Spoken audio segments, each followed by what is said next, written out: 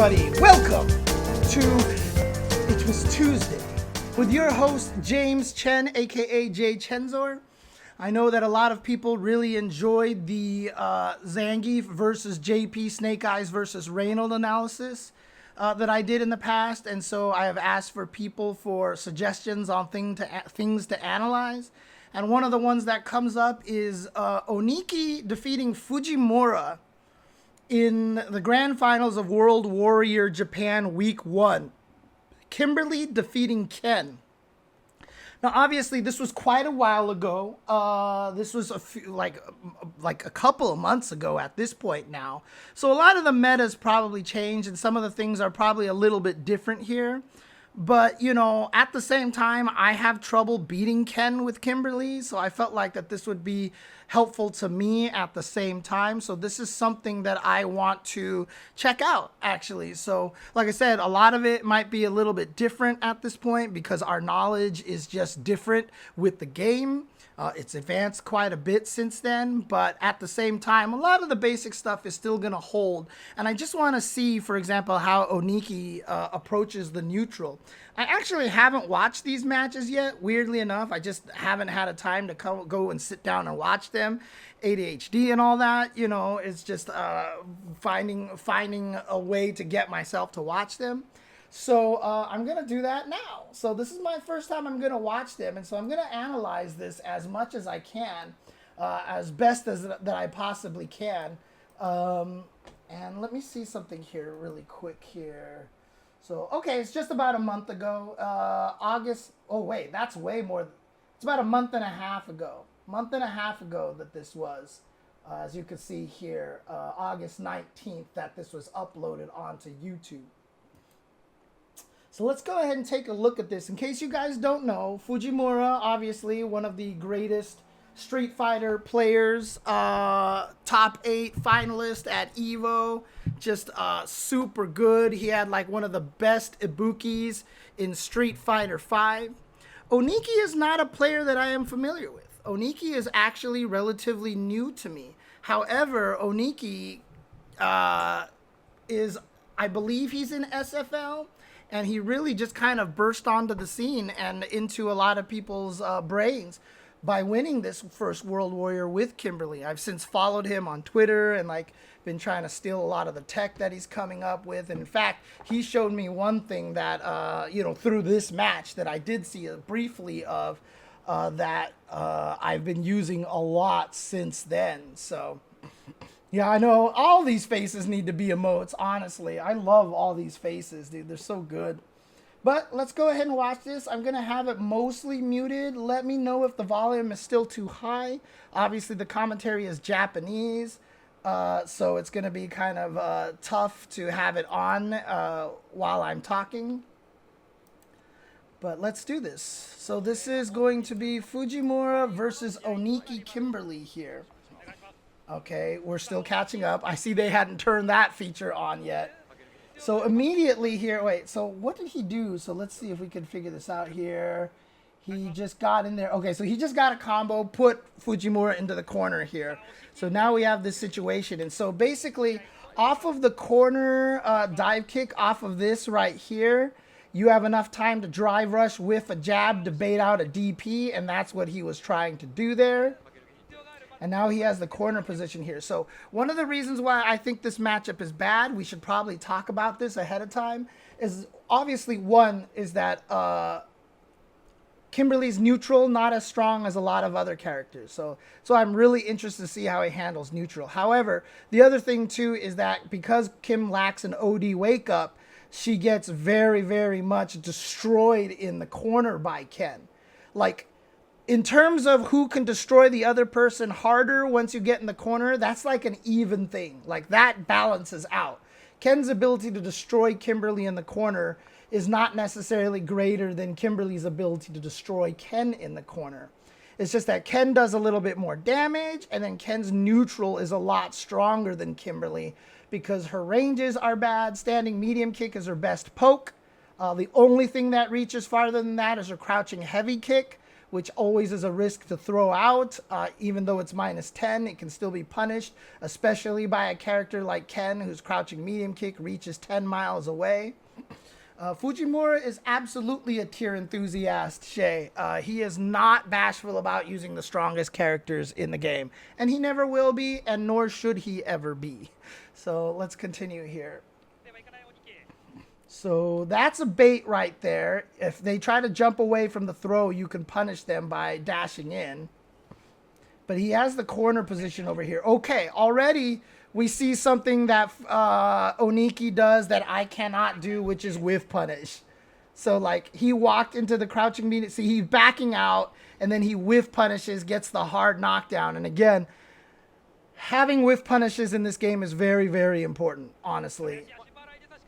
And you see him push him to the corner here. That's a trade situation. And that wasn't a trade combo, interestingly enough. Because what did he wake up with here? That was a jab. I could have swore that was going to be a trade combo, but it wasn't. So here we go. Can set up. Very, very tempered can set up here. He didn't go for anything too crazy here. I want to see one thing, though. Okay, so he just went straight into the target combo into run. Interesting. I often do crouching medium kick or crouching medium punch because it leads to easier confirms, etc., etc. But he just goes for the run stop here. And Fujimura scared of the can, and now he gets the tick throw, which is classic Kimberly. And interestingly enough, I also do not use crouching medium kick that often here. So he walks up and does crouching medium kick, which is plus on block. Also on hit, can combo into crouching light punch into elbow. Oh, using a drive rush to get back in there too. So crouching medium kick and then drive rush to keep the pressure. And Fujimura got hit, and Oniki was not expecting him to get hit. So he actually tried to go for a throw in this situation over here. Yeah, and it was too early because the hit stun was longer than the block stun, which let Fujimura hit. And here's one of Ken's biggest strengths. I don't even feel like I need to ask, but here comes the side switch. Yep, free side switch with no meter. Now, one of Ken's biggest strengths, and the reason why I think he's one of the strongest characters, it's the reason why I think he is the strongest character, is that Ken gets to do everything he wants without spending meter. So in that sequence right there, off of a crouching light punch, by the way, off of a crouching light punch, he didn't even need the punish counter that he got. It would have worked without it. He got a side switch. And look at the damage that he got off of that. That's like a good fifth of your life for no meter side switch off of a crouching light punch. And he doesn't have to spend any meters. So what this means then is that Ken actually gets to spend more meter than anybody else in the corner for drive rush cancels for continued pressure. Most characters don't want to do that because if they spend the drive rush cancel, if they get the hit, they basically have no combo afterwards because a lot of characters have to spend EXs or spend OD to actually get significant combos. Ken doesn't really need that. He can always combo into run Tatsu for setups and stuff like that. And like I said, even in neutral, he doesn't spend any meter. So if he does spend the meter for a drive rush cancel in the corner, he's going to gain that meter back very easily. Ken can play the game a lot different than other characters because he can actually control his OD gauge spending more than anybody else, in my opinion. So now he gets to drive rush in for 1 bar, and he has pressure here. So this is where, like I said, Kimberly dies. She has no OD wake up. She has nothing that's invincible to throws except for her level 1 super, which has a 12 frame startup. It's very easy for Ken to throw in a light punch as a meaty against Kimberly and still block the wake up level 1 super. So Kimberly is in a very dangerous situation in this point right here. So yep, you see here, he's just going for the tick throws here. And yep, there's just basically nothing she can do. So he tried to do something after the jabs here. He tried to do something, but again, I don't know what he tried. Maybe he was holding up to jump. There's no counter hit. He just got hit. And then, see, look at that. Look at this. Look at this. Once Ken got the hit here, right here, spends no meter. spends no meter. And again, another fifth of life gone right here into a setup. Into a perfect meaty setup here. Oh, all right. I'm salty. And see, this is what I mean. Because he doesn't have to spend any OD gauge, looks what he gets here. He gets to have a double OD gauge. He still had one more OD gauge left. He could have did an EXDP here. He could have did 3 OD moves in one combo here to finish off Fujimura because of the fact that Ken doesn't have to spend a lot of meter. He gets to save them. He's like the new Karen from Street Fighter V. In Street Fighter V, Karin had the ability to spend meter as she needed to kill you. She could do a level 1 into a level 1, an EX and EX and EX and kill you, whereas a lot of other characters had to just spend the level 3, even if it was overkill. Ken is kind of similar in that same situation over here. He can spend the meter as he needs it. And of course, she died by drive impact in this corner. I don't even need to talk about drive impact, but I will say that Ken, because Ken, look at this corner pressure that he has over here. He also has Dragon Lashes. He has Jin Rise if he wants to. You're so busy worrying about all of these kind of setups that he has that it's really hard to dedicate your mental stack to worrying about a drive impact. And so this is why I think Ken is actually one of the scarier characters in the corner. Having said that, I should use drive impact more with Kimberly, because Kimberly can do the same thing. I can probably get away with more drive impacts with Kimberly than I actually do, because I don't use drive impacts all that much. But I should use it as an actual thing to try to catch people off guard. I basically don't use it enough, and it's legitimate. It's legitimate. I'm just too scared of people countering it, because I feel like every time I fight somebody, everybody counters my drive impacts. I don't know how, and it makes me mad. So yeah, so Shay says the game is basically makes the character to be meter hungry to play into its core mechanic, but Ken doesn't follow that design philosophy. Yeah, that's basically that's basically where I feel like Ken's strengths come from. So again, we saw there in that first round exactly what we expected. Fujimura getting some good pressure in the corner, but then he got hit one time. Ken has a free side switch, and then he murdered Kim in the corner. So this is what I expect for the majority of the match, is Kim getting killed in the corner. Okay, great check on the raw drive rush. We went for a shimmy, but here we go, where we see a little bit of Kimberly's weakness in neutral. Another thing that makes her neutral weak is because her standing medium kick is her main poke, she's not crouching a lot. So when your main poke is crouching medium kick, you will hit down back a lot, you know, even sometimes before you hit the button. And that makes it so you block a little more. Because you're Kim and you're trying to fish with standing medium kick, you tend to forget to crouch block every once in a while. So that opens up your ankles. And so we see that here. Fujimura does this drive cancel. And look at this. Here we go again. Look at that. No meter spent.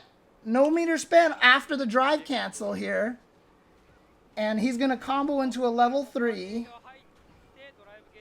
And so thanks to that, he is going to get, boom, about 40% damage there. And he's already back to 3 bars. And now he gets a little, see, there you go. The Dragon Lash. But Oniki, I don't know if he sniffed that Dragon Lash. Yeah, he did. He reacted to the Dragon Lash. And this is one of the ways to beat it. So this is important. But again, it's hard to see Dragon Lash coming when you're worried about a bunch of other things. But a lot of Kens like to use it to skip neutral. Oniki realized that, has a drive impact here. So now, if you're Fujimura, you have to think to yourself, okay, he's hyper aware of Dragon Lashes. How often can I use this without dying like this? So let's see if Oniki... Okay, so Oniki chooses not to go for a side switch combo. Instead, he chooses to go for a level 3 combo because he wants to buff Kimberly. So again, Kimberly starts at 90% damage. Okay, let's be honest here. She starts at 90% damage. Her buttons all do less damage than every other character because once she level 3s, now she does normal damage. She just walks faster. So basically, you're spending a level 3 for damage and the ability to do for the super damage, and then the ability to do normal damage and the ability to walk faster. A lot of Kimberlys have the mentality that they spend this early to get the kill. To get the power up. Interestingly enough, me as a Kimberly, I actually don't do this. I actually hold on to my meter a lot for fight finishers because she has so many ways to combo to her level 3. I like having it so that I only need to make the enemy make one more mistake at the end to finish them off. I don't think the damage boost and the speed boost necessarily are justifiable enough for me to spend this meter early and also lose my level 1s. Let's see if I'm wrong about this. Let's see if Fujimura actually, has the right idea spending these meters early for the super. Again, I like having my level 1s to be able to bust out through things, so that's why I keep it a lot of the times. Oh, yeah, that's a combo right there. So she just walks up for the meaty, then goes for a reset into the throw. I don't know what that is. So after the throw, she did crouching light kick into elbow attack. The light elbow attack. I don't know what that is. Honestly, if they get up in place, is that something that's different? Oh, shout outs to Paw Hill Punch for the subscription here. I should really do this. So we'll take a look at this in just a second over here while I start up my Street Fighter 6 here, because I really am curious about this now. So if they get up in place, I wonder what that does. Okay, back to neutral here and skip neutral with the drive rush.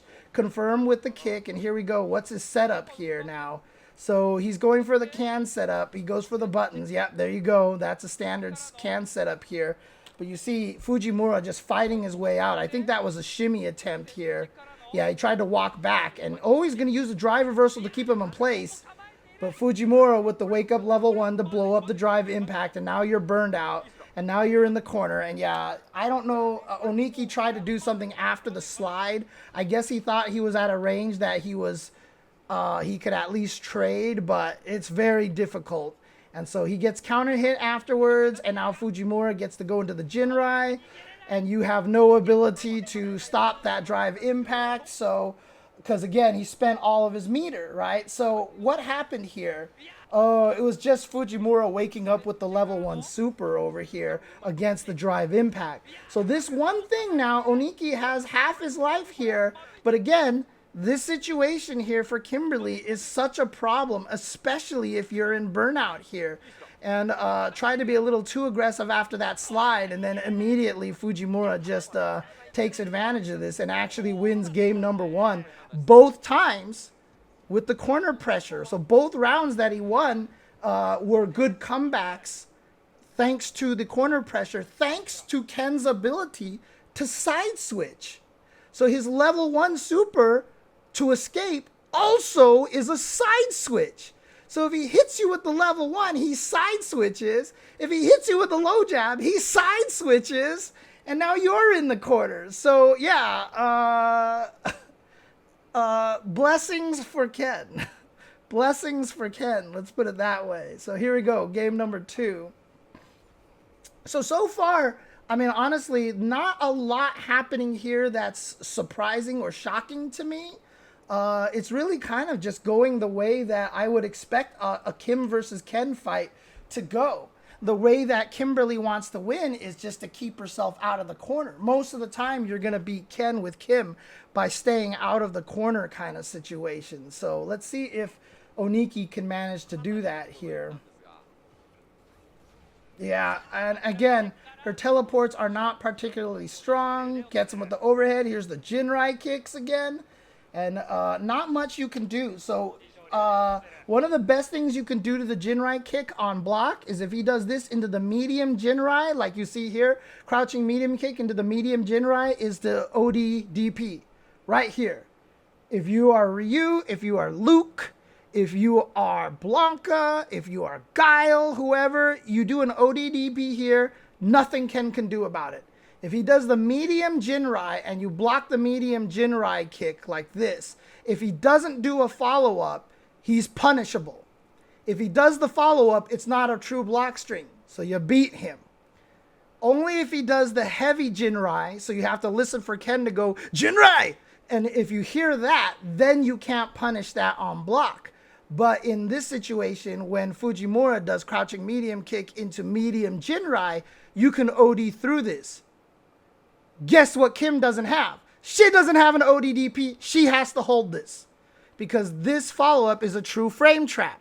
So there ain't nothing you can do. So yes, again, a lot of characters have to hold this, right? So we were talking about Aki earlier. Aki could probably escape this with the OD command dash, but a lot of characters like Dalsum, like Kimberly, like Manon, like Zangief and Lily, they all just have to hold this mix-up. Again, another reason why having an ODDP is so important in this game, because there's a lot of these situations where having something to bust out in the middle of like this is very important, and Kim can't do that.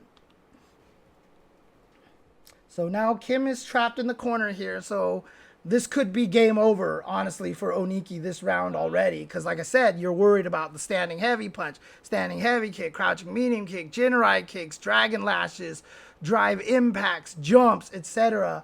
And it's very hard to keep in mind all of those options that Ken has. So tries to fake the jump, gets away from the throw, and again, Kimberly, no range. So even after he whiffs the throw right here, it's really hard for Kim to whiff punish that. So trapped in the corner, goes for the Jinrai overhead, and now here's this Ken pressure. Oh wow, he did the light kick whiff cancel.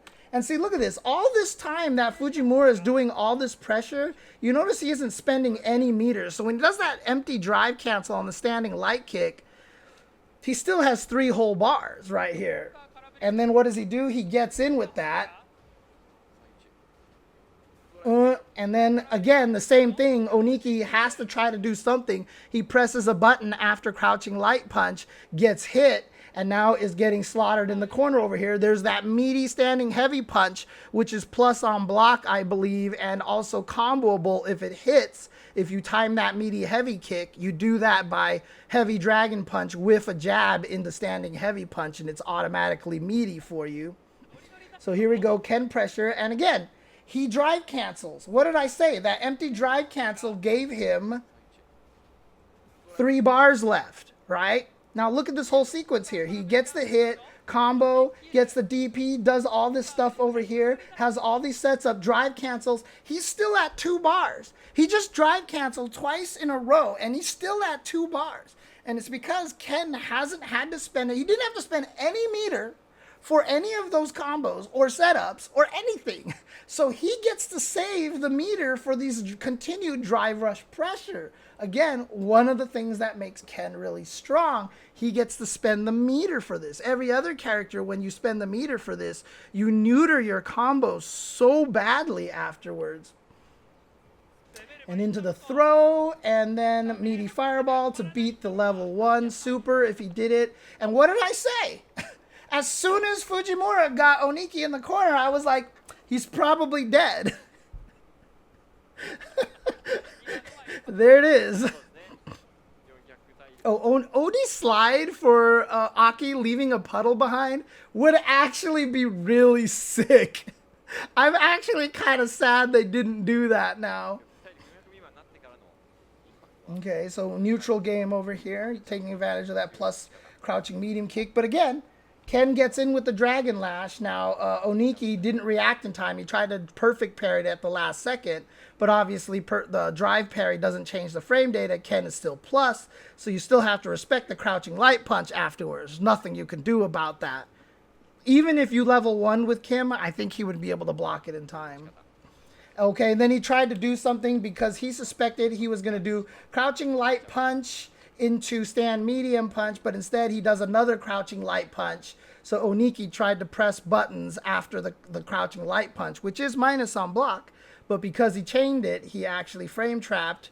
And then look at this. He, again, off of a light punch, drive cancel, light punch, strong, heavy, and then he gets his full combo over here to the corner for the setup. Let's see if Fujimura does whiff light punch into overhead or something. No, he goes for the safe jump setup. Ends with crouching jab. Weird, he didn't even try to go for an empty low. That's a weird choice right there for Fujimura. I wonder if that was just designed to try to bait out a wake-up throw, which can beat the safe jump sometimes.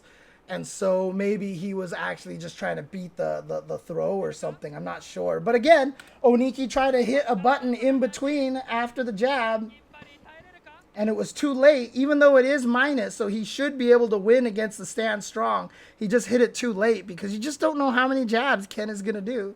So here we go. Ken gets his combo here, and again, no meter spent. And he gets meaty pressure over here. Good reaction from Oniki to get the level 1. But she doesn't get out of the corner over here. So he uses that to get out. So he uses drive rush forward a heavy kick. Which is interesting here because if I'm not mistaken, how do I actually get this over here? Let me try to do something. We're going to do streamception over here. Sorry, let's see if I can actually get the other display up here. That is not the other display. I might just have to add it, actually. Let's see if I can do this here. Display capture, add existing. Why is that the wrong display? That's weird. Actually, I can probably just change it over here. So if I just change it to the Zowie like this, okay. So, first of all, I wanted to test what he was mashing. Very possible here. I wanted to test Fujimura's weird post-throw setup and see what happens if they don't quick rise and see if it's a setup to get a meaty elbow or something like that. Ooh, I have some unclaimed fighting pass rewards. Let's go. So let's test that setup over here really quick. Just curious to see what Oniki was trying to do there because I haven't seen that before.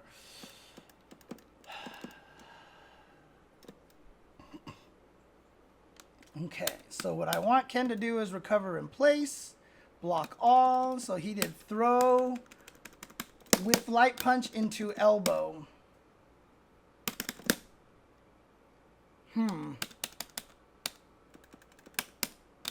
That doesn't seem like it's a meaty.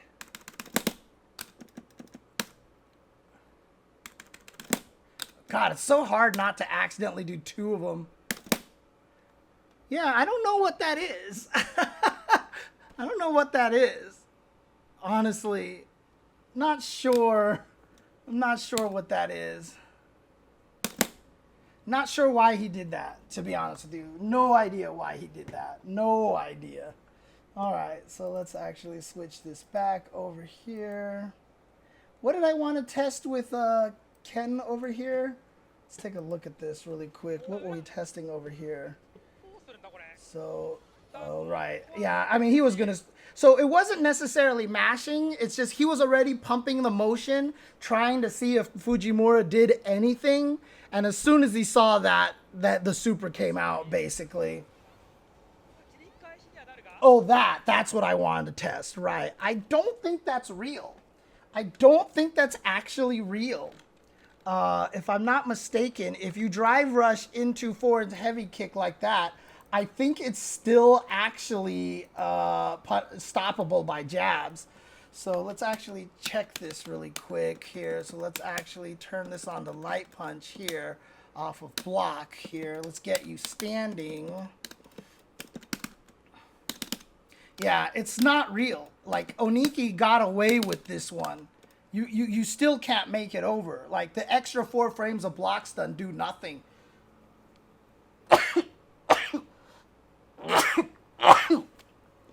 Which, again, sadness on Kimberly's face over here. So, again, this is not actually a real escape. It's just that Fujimura wasn't ready for this. Because the same reaction, just jabbing you out of the air, still works them. So, fake setup to make them think it's real. Yeah. Excuse me. Wow, what the hell? Oh, okay. All right, so back to this match. Back to this match. Okay, so how did he? So he got the hit off of that. Yeah, Fujimura just wasn't ready for it. Got crossed up. We're gonna get the wall splat. What's Oniki's mix-up here? Can into button into run stop, which he likes to do. And then Fujimura, again, having an EXDP is really nice. Bust out, but he's going to get hit by the bomb. So Oniki goes for the reset here. Tries to sneak in an overhead, but drive impact, my favorite mechanic. Crazy enough, though, he empties himself off of this. And then, look at that. Side switch for no meter. He's burnt out. He gets a side switch for absolutely no meter off of this. Boom.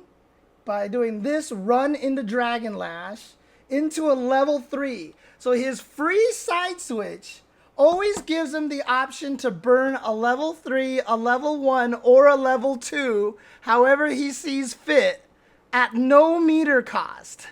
At literally no meter cost. I know I sound bitter here because I am, because I hate Ken, but why does Ken get all this stuff? Look at that. 40% damage off of a meterless punish counter drive impact level 3. Meterless. Meterless. Oh, yeah, okay. So look at this. Interesting. Fujimura goes up 2-0 against Oniki. I don't even know if Fujimura got the reset. I don't even know if he got the reset, to be honest with you. So we'll see. We'll see. Ow! Okay, Fujimura now with the whiff punish. Again, highlighting Kimberly's weakness in neutral here. Standing medium kick missed, whiff punish, drive cancel. And look at this. Ken, corner carry off of a drive cancel. Doesn't need to spend a single extra bar. Side switch, and he gets 20% full corner carry without spending an extra bar. Delay the cross-up punish after the cross-up after the punish counter DI, and every character can do that. Not like that. Most characters have to sacrifice a lot to get their side switch combos. Most characters sacrifice a lot to get their side switch combos off of those kind of drive impact setups. Ken is just basically doing a combo. He's just doing a Ken combo, and he has the option to link into a level 3 anytime he wants, right? Like, what's Kimberly's side switch into level 3? Like, it's like you have, I don't even know if she can do it, to be honest with you. She might be able to, but it's not gonna do that kind of damage. Let's just put it that way. Now I'm curious. Let's see if Kim can actually do it. Let me see if she can actually do it, because there is a chance that she can.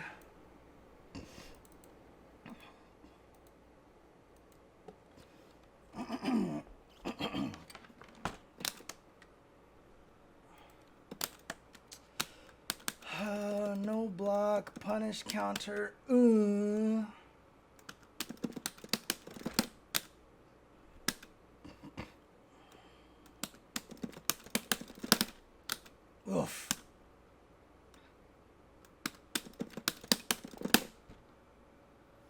Yeah. Oh, what? What? Oh, man.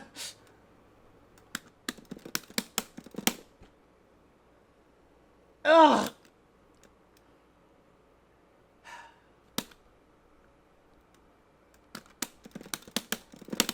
Oh, jeez.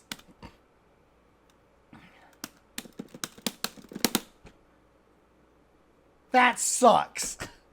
That sucks. What about... Actually, this might work. No!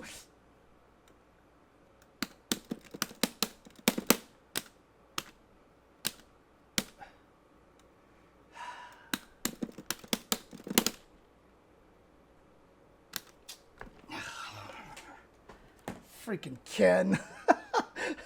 Freaking Ken, dude. Oh, man. All right. Anyways, back to the match over here.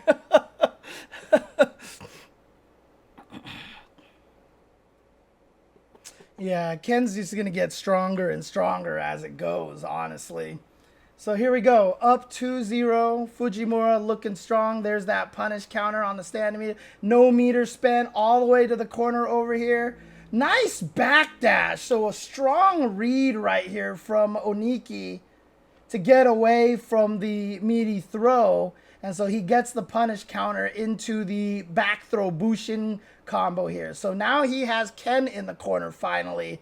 So let's see what he can do here. But again, even though Kimberly's mix-ups are brutal, she doesn't really get free can setups, which is where a lot of her strength comes from, right? Is the have the can setup over here. Without the cans, her corner pressure is about as strong as a lot of other characters. I really honestly believe Ken's corner pressure is stronger because he has more ways, not necessarily to mix you up, but to stay in the pressure.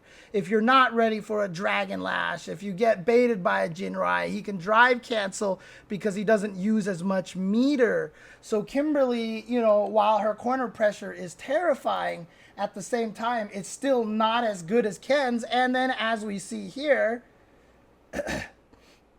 Ken still has one cool benefit in that he has the EXDP. And the EXDP busts him out.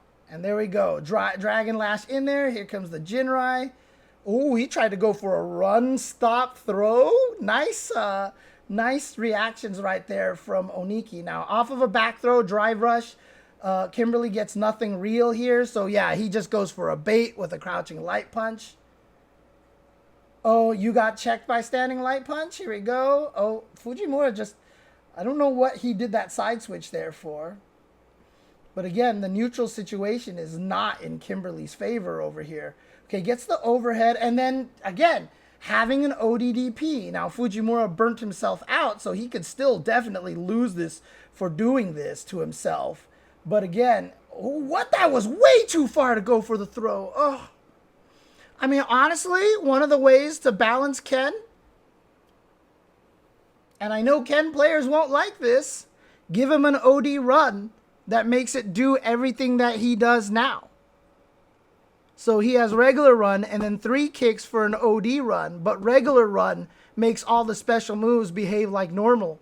Only OD run actually lets him do the side switch, Dragon Lash, the buffed Tatsu, the buffed DP, etc., etc., so that he, like everybody else in the game, has to spend a lot of meter to do a lot of the cool shit that everybody else has to spend meter to do. Kimberly has to do OD runs to be able to combo off of her cancel run stop, right? I think that's what I honestly think that would be a fair answer. Would it nerf Ken a lot? Yes. Do you think I would care? No. You think I'm going to play a tiny violin for Ken players? Yes. So Fujimura might just reset this quickly in a 3-0. Okay, good whiff punish right there. Overhead into Tatsu. Now here we go into the corner here. And this is where Kimberly, again, shines, has a lot of pressure here. But you see how Kim has to respect. This is what I mean, right? So, like, imagine if Ken didn't have an OD wake-up. This is plus on block right here. If Ken doesn't have an ODDP, Kimberly can go ham after that button. She really doesn't have to worry as much, right? She can throw out a 6-frame button being +1. It'll trade with the 5-frame buttons. It'll lose to the 4-frame buttons, but you just have a lot more ability to go in there. Oniki's actually trying to bait out an EXDP or something, so he literally doesn't do anything, and that allows Ken to get out of the corner. This is why having an ODDP is really important for everybody in this game, because it gives you that extra option right there. Not having it makes you like so that the opponent can just go ham without ever having to worry about that option. And so it's just miserable for, I mean, again, I say this even from the offensive side. When I fight lilies with my Kim or Dalsums, and I just know I don't have to worry about a wake up OD move. and I can just go ham in the corner. It sucks for them. It really, really sucks. So I really feel like everybody needs to have an ODDP.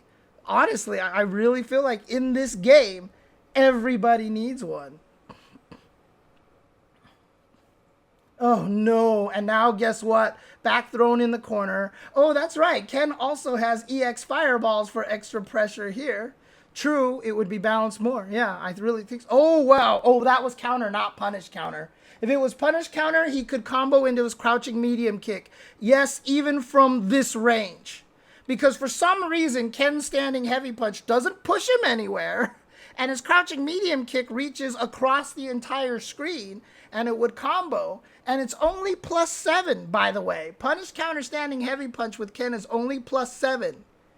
Which means Ken's crouching medium kick, which is one of the rare 7-frame crouching medium kicks, can combo. So no, Ryu can't do this. Because Ryu's crouching medium kick is 8 frames. So no, Ryu is not the same as Ken. He literally can't do punish counter standing heavy punch in the crouching medium kick because his crouching medium kick is too slow by 1 frame. But Ken, he gets the 7-frame crouching medium kick. Why? I have no idea. Okay, Fujimura fights his way out of the corner, which is really important. And again, I'm sorry, Oniki fights his way out of the corner because, and then goes into the level 3 right away. Again, Oniki is of the mindset of, I want to power up. But again, OD wake up. The OD wake up is such an important thing to have. And so there you go, OD wake up. And now Oniki trapped in the corner over here. Oh, good catch. Good catch. So Oniki finally takes a round here off of the counter drive impact. Nicely done. Oh, drive reversal to try to get... Oh, look at that. And again, if Kimberly cancels into a run like this, remember what I said about the Jinrai? How if you block the medium kick Jinrai, you can always ODDP? If you ever see Kimberly cancel her standing medium kick, basically you can ODDP and there's like nothing Kimberly can do. If she ever cancels standing medium kick, there is literally no way for her to be safe. There's nothing she can cancel into to be safe. As I will show you very shortly over here. So if we go back over here, and I set Ken to OD Shoryuken on block, if I cancel into anything... Whoops, he's not blocking. He hits that. He punishes that. He'll punish that. He'll punish run stop. Look at that. Oh, that wasn't run stop. That's run stop. He punishes that. Into overhead, he punishes that. Tatsu, he punishes that. Teleport, I run into that anyway. Up teleport, I get hit out of the air. There is literally nothing Kimberly can cancel into that cannot be ODDP'd if she cancels standing medium kick. If you ever see her cancel standing medium kick, you can mash out an OD, and there is literally nothing she can do except for drive impact. That's the only thing she can do is if she cancels stand medium kick into drive impact. And oh my God, you have to have complete reads to do something like that. But there is, even if I OD run and stop, oh, look at that. Oh, okay. This I was not aware of here. You can actually OD run and stop. So I have to spend meter to do it. I have to spend meter to do it. Okay. That's -3. There you go. Yes, okay. I learned something new here. Good. But again, like, you're going to have some sort of galaxy brain read to try to bait out Ken's doing that to you. But for the most part, you literally have nothing you can cancel into to save yourself. unless you spend meter in that particular situation. So again, tough situation here. So tried to go for an overhead, gets ODDP'd, and now we're back to neutral. Kimberly, oh, nice. Raw drive rush gets in here, corner position. So what's the setup here? So interestingly enough, we have not seen Oniki go for the throw in the corner yet. He has not gone for any of the throw can setups, and oh, he didn't react in time. That was a standing medium kick. He just didn't cancel it, and he still got punish counter. And here we go, Ken. Hey, side switch for free. Oh, level 3 to build some meter back because, you know what? I get full combo and side switch at no... I was burned out, and I could do all of this cool shit. I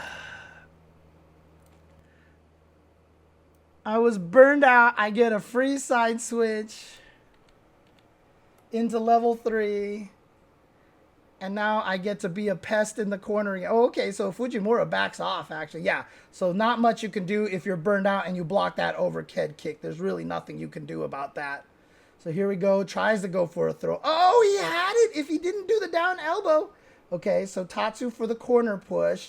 Ah, are you serious? Come on. Come on, like, that's pixels.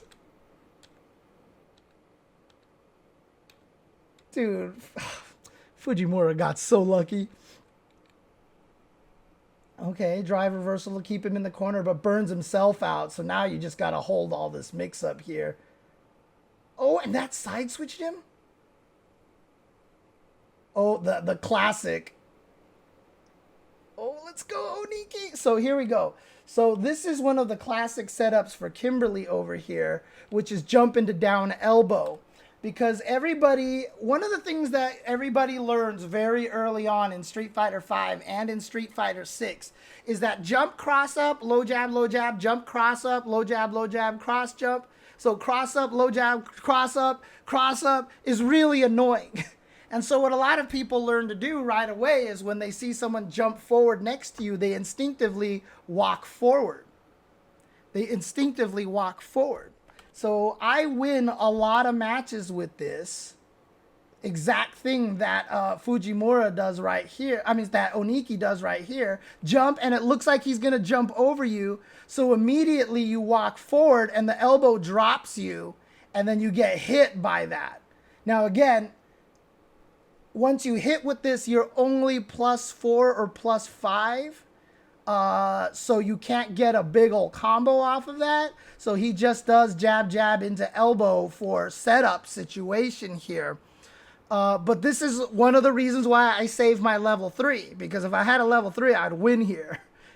Who's to say Fujimura would have lost all this life had he not had the damage buff? We really don't know. We really don't know. Yeah, Louis B, exactly. This is such a really powerful tool to have. But he does get the throw. Ken's not dead yet. So post elbow like this, you're +3 with Kimberly. So in this situation here, Kimberly has a lot of power because she's almost always in range for the throw. But if she walks backwards, she gets away from every throw. So it's a powerful throw shimmy setup. This is one of the most powerful things she has. And you can either shimmy, you can throw, you can jump and elbow again, because then even people who don't necessarily whiff the throw will see you jump and walk forward and run into it. This is a really powerful situation. So for Kimberly's, if you land the light elbow, this is important. Oniki goes for the standard option, which is, I think, is your first option all the time, which is establish the throw. Establish the throw, establish the throw. So he goes for the throw here and gets the life lead here, but he's still in burnout, so he plants a can to just try to bide more time. He gets the meter back. And look at tricky Fujimura. As soon as he gains that meter back, he tries to go in there like, oh, I have meter back. Now I can try something. So Fujimura tried to intercept it. Here, if you try to jump back air throw, sometimes you get hit by the elbow anyway. Sometimes you get hit by the elbow. So not necessarily the best option. It does work, but not sometimes you just get hit by the elbow, depending on how fast you do it. So this is smart right here. After you block the light kick option of the Jinrai, you're +5. A lot of people don't realize that if you block this kick right here, you throw out a medium button. If you throw out a light button, you miss and Ken can whiff punish you. So you throw out a medium button and that will lock Ken into place because he's -5. So even if you throw out a medium button like this, he can't interrupt it even with a jab most of the time. He kind of has to hold this kind of situation. So if you block the light kick Jinrai follow-up, press a medium button that will reach Ken and you will have a better chance of locking Ken in place and preventing him from going for Jinrai loops even in the corner. Oh, God. Are you serious? Wow. Perfect parry, heavy punch into the loops. So what happened here was, I think, perfect parry here. Why did standing heavy punch stand Kim up? Does Ken standing heavy punch doesn't stand people up? Ken standing heavy punch does not stand people up. Hang on a second. Sorry, I didn't switch the screen for you guys. Give me a second here.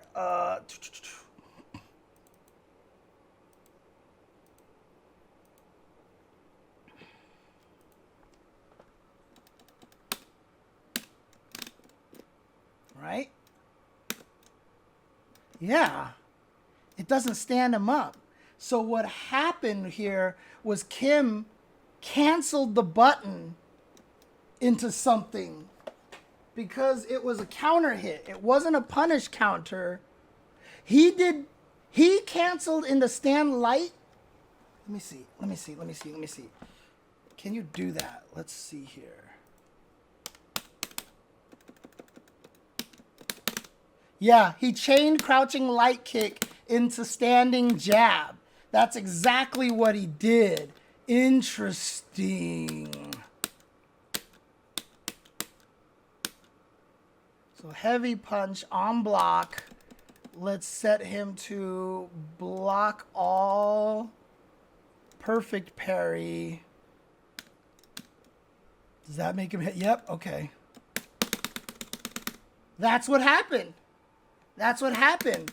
Oniki literally won this round by that chain. He literally won the round by that chain. Because if Kim had stayed crouching,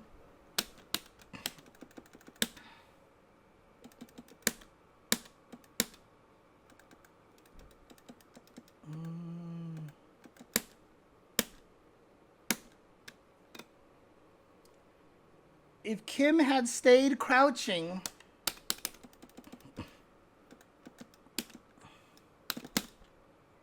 so we'll turn that on into punish or punish counter because it should have been a punish counter here. Boom. You can combo that, right? So you can, wait a second. Something's wrong. Oh no, he did the medium one. That's right. He did the medium one and that would have comboed right here. Oh, come on. Right, like that. So Ken gets this. Jesus.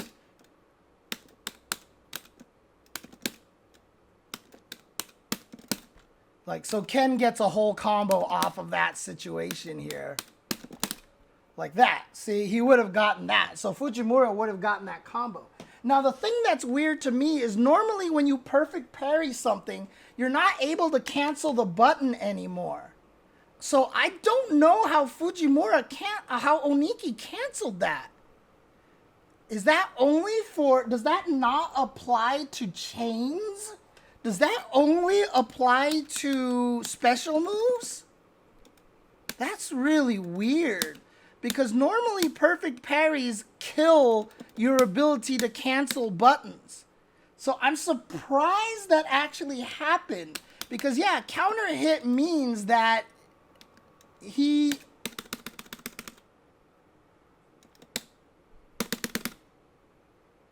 Oh, you know what it is, I think?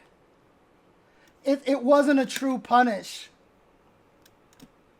It wasn't a true punish. I actually have 2 frames to move in there. So Fujimura actually made a mistake. He thought that this perfect parry and a heavy punch would have punished. And so actually, Oniki would have lived had he just blocked. That's what it was. Oniki actually would have lived had he just blocked.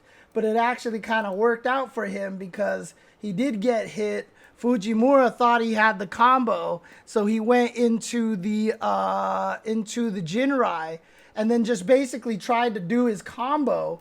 But the problem with it is because it hit Kim while standing up. So that combo that I did only works on crouching characters, because on standing characters it hits 1 frame too early. It hits 1 frame too early. If he was crouching, it would hit 1 frame later and then he would get the combo off of it. But because she was standing, it can't actually combo. He thought it comboed. This looks like she's crouching. So he just tried to low jab and Oniki mashed out a super and got the hit. So basically, Fujimura was virtually on reset right here. If he had just chosen to go for a different combo, like boom, if he just went for strong, fierce, run into Dragon Lash into level 1 super, he probably would have won here. But instead, he went for a max damage that didn't work, caught Oniki standing, didn't realize it, and he lost. And now Oniki is back in the game. So that should have been a reset right there. So that's crazy. So interestingly enough, Oniki kind of got lucky there. Kind of got lucky, but here we go, game 4. Oh, God, you just drive rush right in there with the crouching meeting kick, Fujimura? Really? Yep, there it is. Caught her. And look at that. Even after that follow-up, he gets real pressure here. God, that's so good. Okay, I like the walk back there. So again, if you're far away enough from the Jinrai like this, you can walk away. You should try to whiff punish it though. But Oniki was a little too slow on that, so he tried. And then the teleport, a little too slow.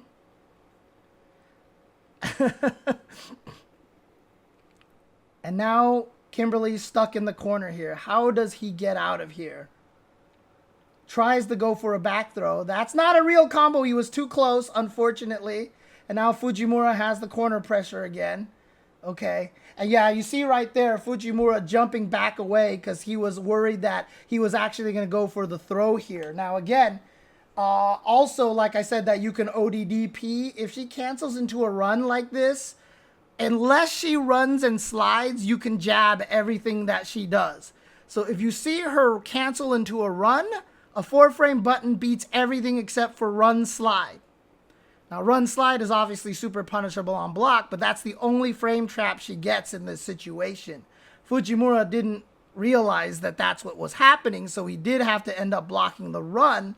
And so what happens here, he's scared of the throw follow-up, so he jumps away, and that lets Oniki get out of the corner there. So perhaps using that run and hoping people aren't ready for it is kind of a tricky way to get out of the corner, because then you get people worried about that follow-up so that they kind of jump away themselves. So Fujimura, okay, there we go. Dragon Lash plus frames, and he's not doing anything fancy here. So he gets the Dragon Lash. Oniki wasn't ready for the drive impact, tries to perfect parry it, but +1. So Ken low jab after heavy Dragon Lash is nothing you can do about it when you're Kimberly, because again, no ODDP, you have to hold this. Like, you have to hold this mix-up if you're Kimberly. So Fujimura just goes into that, into the light Jinrai, interestingly enough, but you can see enough of a gap in between the light Jinrai and the follow-up that you can jump away. So he actually gets the cross-up and escapes. So good on Oniki here, reading the fact that he went for the light Jinrai right here, so that there was enough of a gap that he could jump forward and force Fujimura into a cross-up block over here. Oh, drive reversal to keep Ken in the corner. I like it. And then, oh, confirmed, he just canceled into the run. and he just got hit by it because crouching heavy punch into run is actually a true frame trap. So crouching heavy punch into run is the only true frame trap. In the beta, stand heavy punch into run was a frame trap, but they nerfed that for the official release. Now only crouching heavy punch into run is a true frame trap. So Fujimura tried to do something in between there and got counter hit, which allowed him to confirm to the knockdown. He goes for the overhead, nice drive parry. And then what the hell did he interrupt there? So overhead, block that. So standing heavy punch. Oh, he just did run stop. Okay. And was able to stop him. So run stop with Kimberly is not plus. It's minus. Standing fierce run stop without any meter is minus. And so Fujimura was able to interrupt right here. A little bit too far. Oh, burned him out. Burned him out with another run. So this is interesting that he uses a lot more runs in the corner over here. That's really interesting. Oniki does perfect distance on that. He wasn't 100% positive. So even though he landed the crouch light punch, he decided to go for the throw instead. He didn't want to commit to the elbow in case he was wrong. So here we go. Goes for a shimmy in burnout. Standing fierce into run stop is actually safe, I believe. Let's take a look. I mean, it might even be plus, so let's take a look at that really quick, just to be sure.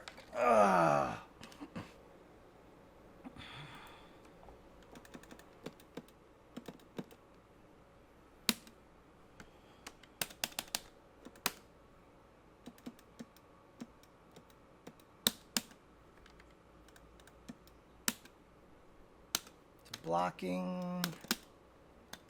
Stop punching! 0 frames. Okay, so that's 0 frames. Interesting. Okay, there you go. So that's 0 frames. Of course, EX1 is going to be +3 here. So even, oh, that's right, that's right. Stand fierce into OD run is still not plus. Only crouching heavy punch, if I'm not mistaken, is safe, is even, I think. Yeah, it's +1 in that situation. So there you go. I don't use run cancels a lot with Kimberly for pressure like that, which is why I'm not super familiar with those frame data in those situations. Because like I said, I actually don't use it all that much. So I don't think Kim would be too crazy if she had the OD reversal. I think she would just be high tier. I still think Ken would be the best. I still think the best 5 characters would still be the best 5 characters, honestly. Okay, so what were we seeing here? Finds the hit, gets the throw.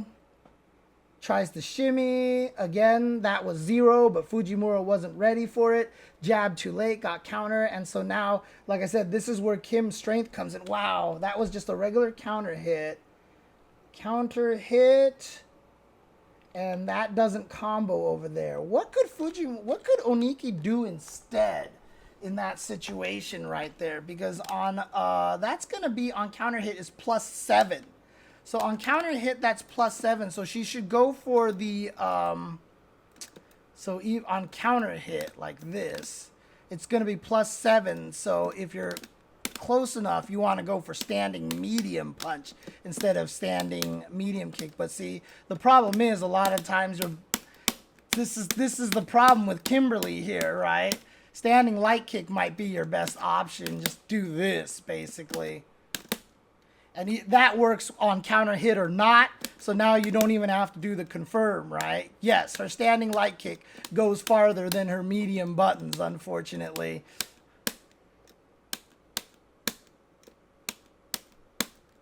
There you go. So there you go. Oh, shoot, you can't see. Sorry, guys. I was doing this, basically. So I was trying to do this, but the problem is medium punch misses at a lot of ranges. So counter hit, medium punch. Actually, that hits a lot. At farther ranges, it doesn't right here. So the range Fujimura was at, that should have hit. Oh, maybe not. And you see all of her medium punches miss here, but her standing light kick actually hits. So honestly, off of this setup, you're probably best doing this or doing... Oh my God, that misses. Okay, just do the... Just do that. Just do that. Oh, and now you're too far away for the throw. God, that sucks. Come on, man. Anyways. But Oniki keeps going with the standing medium kick, which actually doesn't combo.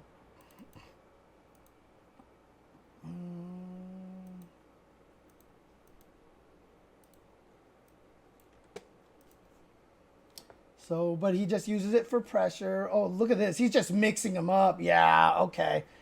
And then look at that. Off of that one mistake at the end of that one match, this might be the reason why Oniki wins. Is because of that. Oh, what a read right there. That's just a read right there. Just going over the fireball with the teleport, with the OD teleport like that. And so this is going to be a great start for him. So he chooses not to use the meter. This is what I call the Oniki. So in the middle of the screen, he does run into dive kick like this. This makes Kimberly plus 30. This makes Kimberly plus 30. And when Kimberly is plus 30, she has a plethora of options. So I learned this from Oniki. So one of the main ones that he would do is drive rush into immediate slide, which is plus 10 on hit and plus 4 on block. So it's really good. Now, obviously, it's susceptible to wake up DPs, but that's why Oniki against Fujimura here opts to go for the fake instead. So when he actually lands this, he'll actually see he does drive rush into fake because he's worried about Fujimura trying to wake up with a button. So there he goes. He whiffs the jab, and you're safe at that point. And then it also sets up a throw. It does set up a throw as well. And then he gets hit by the OD anyway. Okay. Fun. What the hell? How did Fujimura win that jump war? Oniki had jumped so early. What?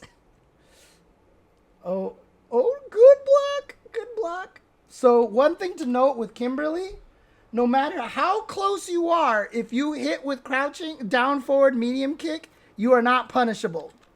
There is no range in which Kimberly can be punished if she hits you with the slide.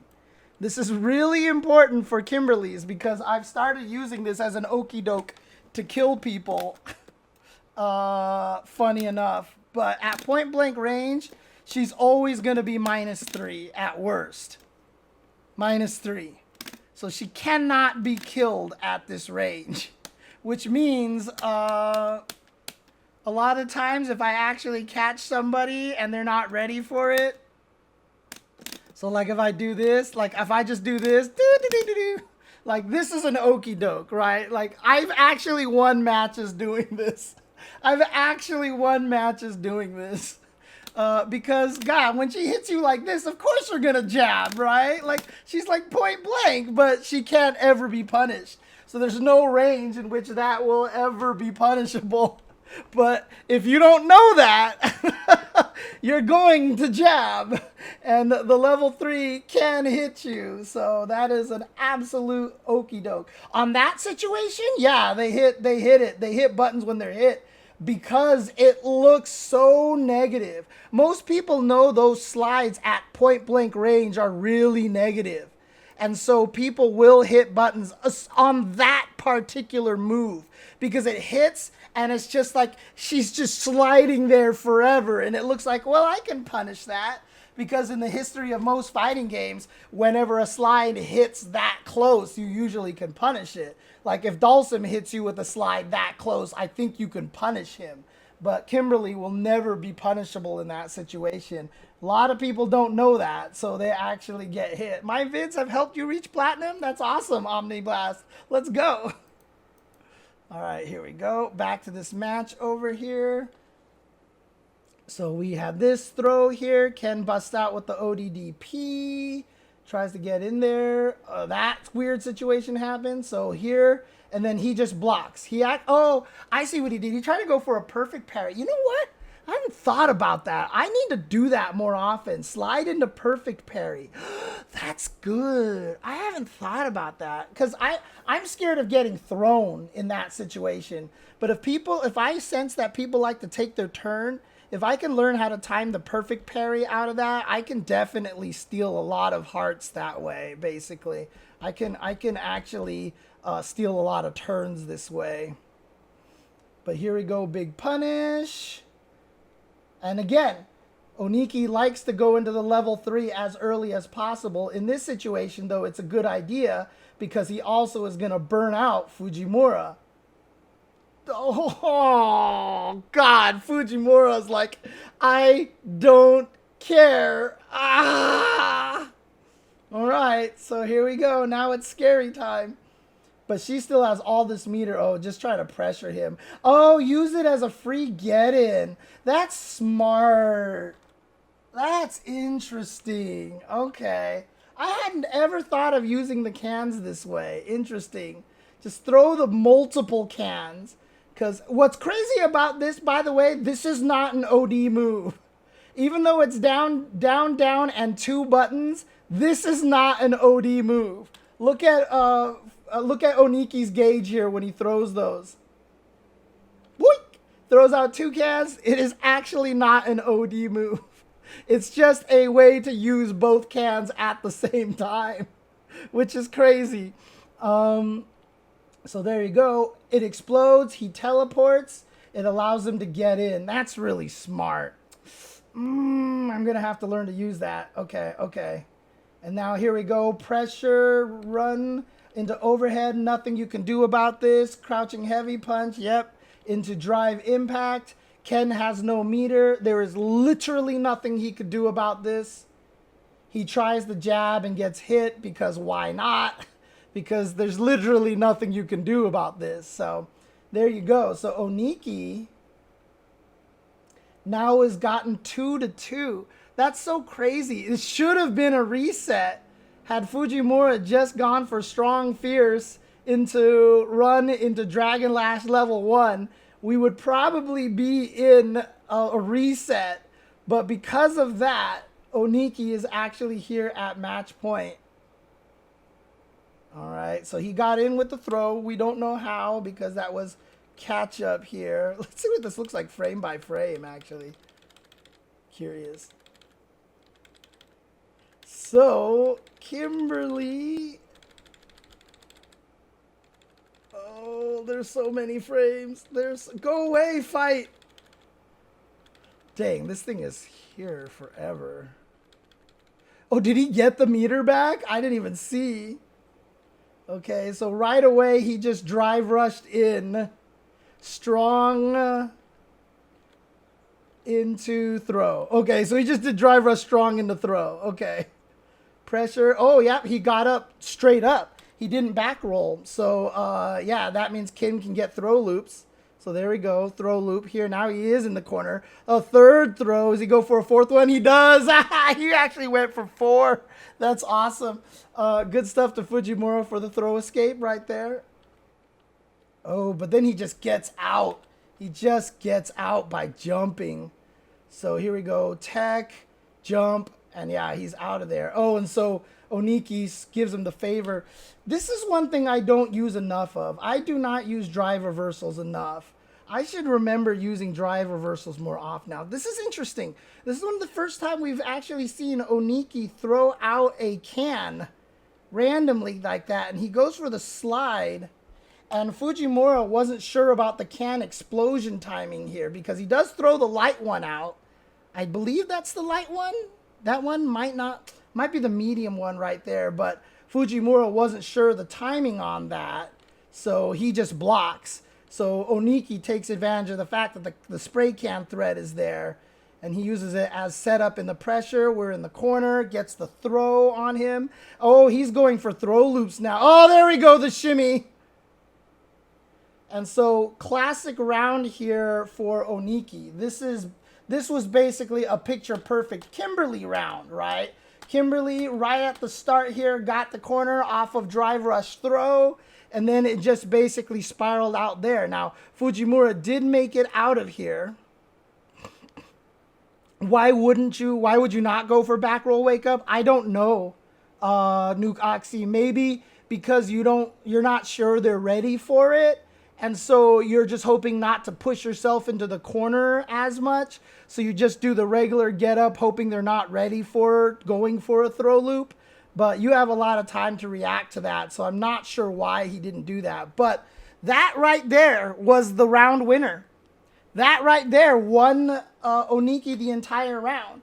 Like, you might think it was like the throw loops or whatever like that, but that canceled to the drive, that counter to the drive rush cancel right there with the drive reversal won him the entire round, because that allowed him to keep Fujimura in the corner, and that's what allowed him to get this throw loop into the shimmy here. And he was able to get the kill off of that. So that drive reversal was really impressive. So yeah, it's a good thing to note for me to try to learn the drive reversals more often. But as you can see, drive reversals, keeping the opponent in the corner, can be very, very, very important. Because yeah, they were playing leapfrog to avoid the corner, as Forrest says. But that's why the corner is so important. So that's why it happened. Oh, whoa. Was that a perfect parry? That was a perfect parry. So perfect parry into drive impact. Interesting. But that's going to scale a lot, but Ken doesn't care. Oh, what? Oh, Fujimura tried to go for fancy times. He tried to go for fancy times here. You can actually get the body to fall back over you and get kicked again, and then you can get a juggle after that. It's a hard combo. Like, you have to be like perfect timing. But he tried to do fancy times right there. Unfortunately, didn't work for him. Oh, so he ended up cornering himself. So that might actually been his demise. Fujimura might have actually sealed his own fate with that dropped combo. Okay, good tech. Oh no, that's a punish. Wow, you can punish with crouch heavy punch? Oh, because crouch heavy punch, I think, is 8 frames or 7 frames. Yeah. So you get that into run stop, dude. That's ridiculous. Oh, and here we go. Side switch. Hey! And I'm going to go for a level 2 and push you all the way into the corner. Here we go. Look at all that. Look at that. 40% damage into the corner, and I get pressure. Okay, so Oniki escapes the corner with just a nice timed jab here. Finally, he gets the right timing. You saw Fujimura had been blowing him up with like low jabs into low jabs or low jabs into stand strong, which he should be able to jab out of, but it's a scary proposition. But this time Fujimura actually did try to walk forward and do something. And so Oniki actually, you see, he gets the counter hit. So he countered whatever Fujimura was doing. So this was just bravery on his part. Crouching heavy punch. What shenanigan was he going for there? I don't know. That's crazy. You're +3. Crouching heavy punch has a startup of 8. That loses the 4 frames. But it should beat a throw. So it should beat a throw. So he might be doing this to beat someone trying to tech right away. So in other words, if you try to tech right away after this hit and you do crouching heavy punch like that, you will beat their throw attempt because they'll hit on the same frame, and attacks beat throws in this game, unlike Street Fighter V, where throws beat attacks on the same frame. So that's probably what he was going for there in that situation. But he's still trapped in the... What a beautiful empty jump from Fujimura. So obviously her anti-air is really good, her crouching heavy punch, but has very little horizontal range, as you see here. And so he actually gets the whiff punish on that. And here we go, corner situation. And again, only spent 1 bar on this. 1 OD, 2 bars, I should say.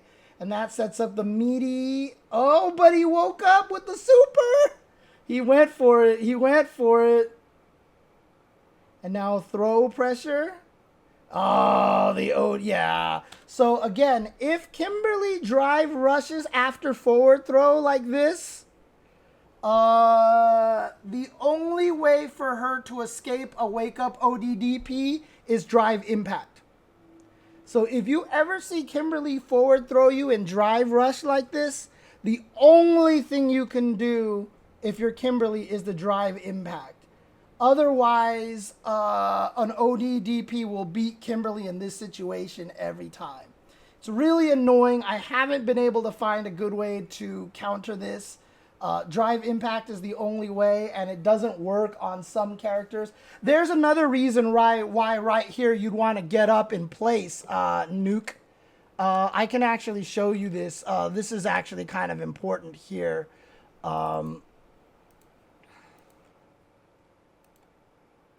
So, for example, if you're Guile,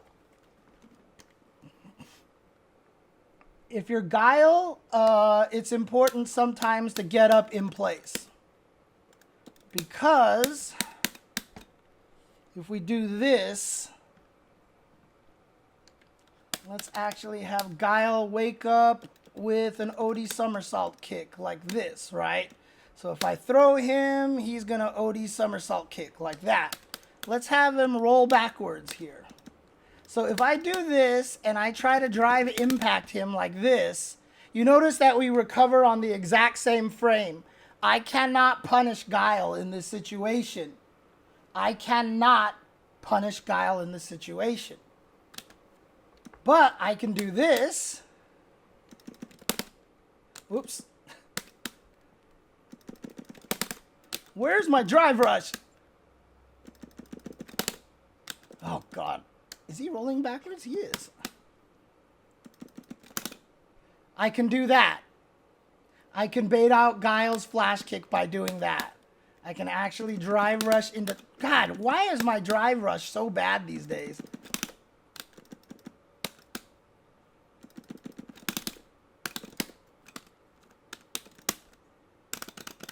And then I get to beat him up. However, if Guile recovers in place, I cannot do it at all. I don't get backwards far enough. I can't do anything. I can't escape at all.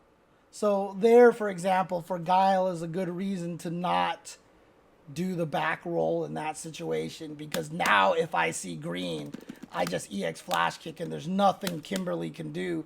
The only thing she can do is stay alive like this and be zero. And there's literally nothing that she can do to punish that. So it's after a forward throw, if you're Guile and you stay in place, if she turns green, EX flash kick, OD flash kick. Like, you can't get punished for it. Like, the only way you can get punished of it is she does drive rush into super.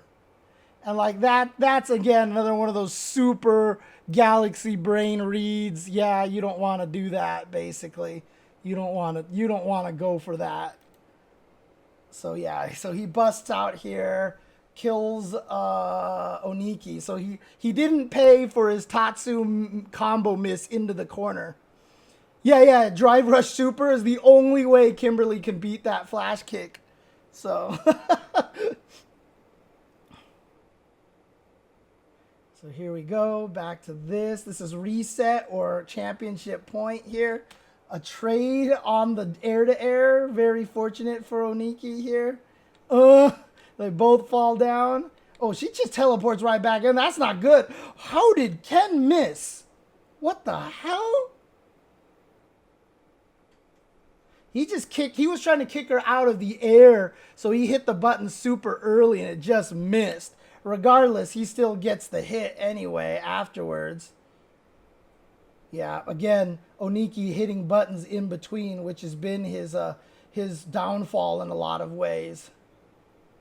Oh, he was trying to bait out an ODDP. Again, this is why having an ODDP is so important. The fact that you have to think about the ODDP gets you out of situations so often. And this is one of those situations here right there. That's the situation. Oh, you've never seen let me see if I haven't seen any of it yet. The Razor Gem, I haven't seen any of that, so I can't help you on that one, but maybe sometime later on another week I can talk about it. But yeah, I think level 1 misses. I think only level 3 hits it. Whoops. Oh, God. You have to time it so right. Woo! Like that, right? See, there you go. And I don't even think that works anyway. I'm -7, so that doesn't work. Okay, there you go. And that one, I'm -10 across the screen. So no, there is absolutely 0 ways for Kimberly to take advantage of that wake up OD flash kick if he sees green. If he sees green, he's safe. He's safe to do OD flash kick. There was nothing you can do in that situation. I mean, like I said, I could just drive impact and be 0 next to him as well. So why waste the super meter? Why waste the super meter in that situation? You'd rather just not drive impact, drive rush at all. So here we go. Tech goes in there, gets hit out of the air. And again, the fear of the wake up DP or the OD DP is what caused Oniki to get hit here. And interesting, Fujimura spending 1 bar here to get that damage. But again, look at this. He spends the OD right away, and the rest of the combo builds up a whole block before she gets up. So Ken spent an OD and gets a whole block back here, gets the pressure. Oh, you're the person who did the James's Irish accent is top tier? That's hilarious, dude. Well, thank you. Appreciate that. Oh, God. And now the corner. God, is this going to be a reset? How in the world? If Oniki takes this, this might just be the reset. Oh, he countered. Oh, things can go around, turn around here. Oh, wow. He countered the drive rush. And now he's going to go into the level 3. Okay. And also the I need to sing more, the Razor Gem. So here we go. That's half live. Can Oniki make this at this point? Yep. That's safe on block because he's in burnout. So here we go. Boom. So he goes for the throw. And Ken, yeah, he's pumping because he's scared of the drive impact here. Oh, what? Oh, my God. He just interrupted the drive rush into the super. Oh.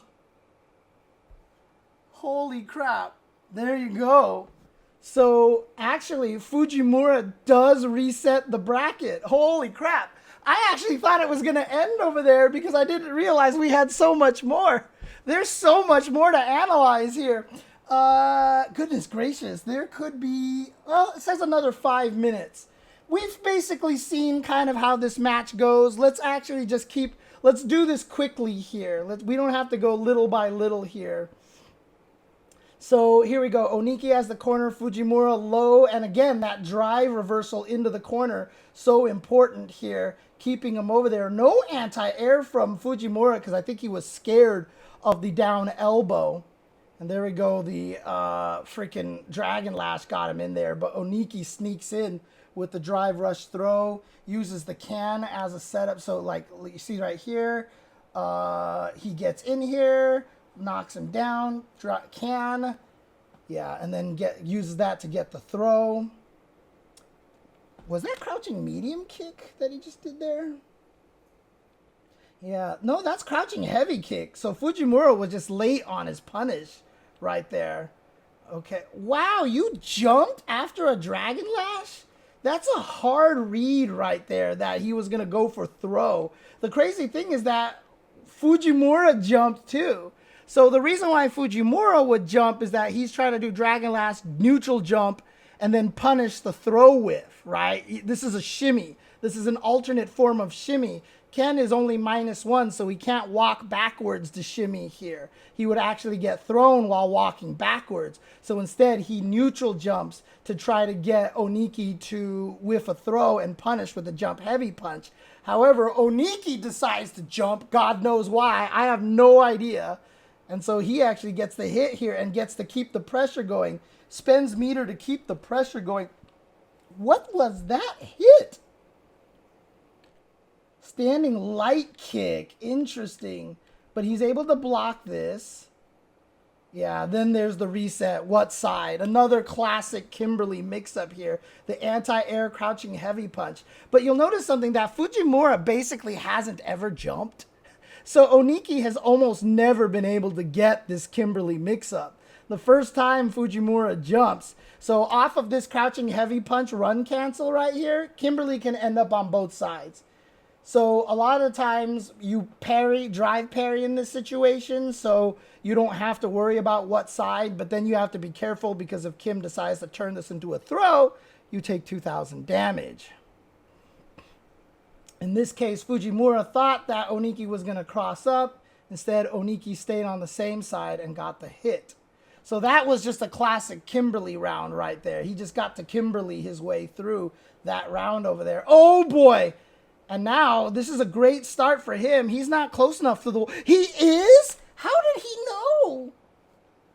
I guess maybe if you're past that pole or something. I don't know. How did he know that was going to be close enough? That was barely there because he stuck to the wall really low to the ground. Okay, so good tech. So I said Oniki hasn't gone for the throw option, and the one time he does, Fujimura actually throw techs. Wonderful. Okay. And here we go. And then tries to slide in there. Gets out there, gets hit by the... Okay, baits it. Yep, walk under because she has good walk speed. Back into this corner setup over here. He's just going to go raw level 3 because he wants to build this up and also burn out Fujimura. Good awareness on the drive gauge to just raw level 3 to be able to get that. Oh, you faked him! Yeah, Fujimura had been doing the level 1 super getting out in this situation, but because he's in burnout, he is able to do standing heavy punch, OD run, stop into nothing. What a bait. Nice. Nice. Yeah, because he knows that Fujimura has been getting out of that situation so much. So, again, this is why Kimberly... I can't say she's bad. There have been people who put Kimberly into like bottom 3, etc. But she clearly has the capability of winning. Because once she gets going, she can basically murder every character in the corner. Once she gets going in the corner, she's absolutely terrifying. So she's really, really scary, basically. And so this is why I can't ever say she's a bad character.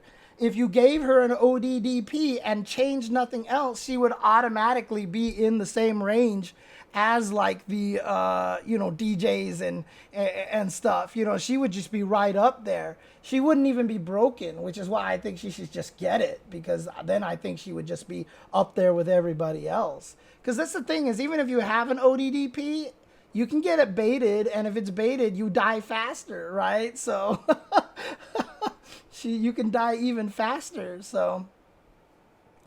yeah, no, it's true, Nuke. It goes 2 ways. I either beat her ass and keep her out, or she gets in and kills me. Yeah, it's definitely how it works right there, so...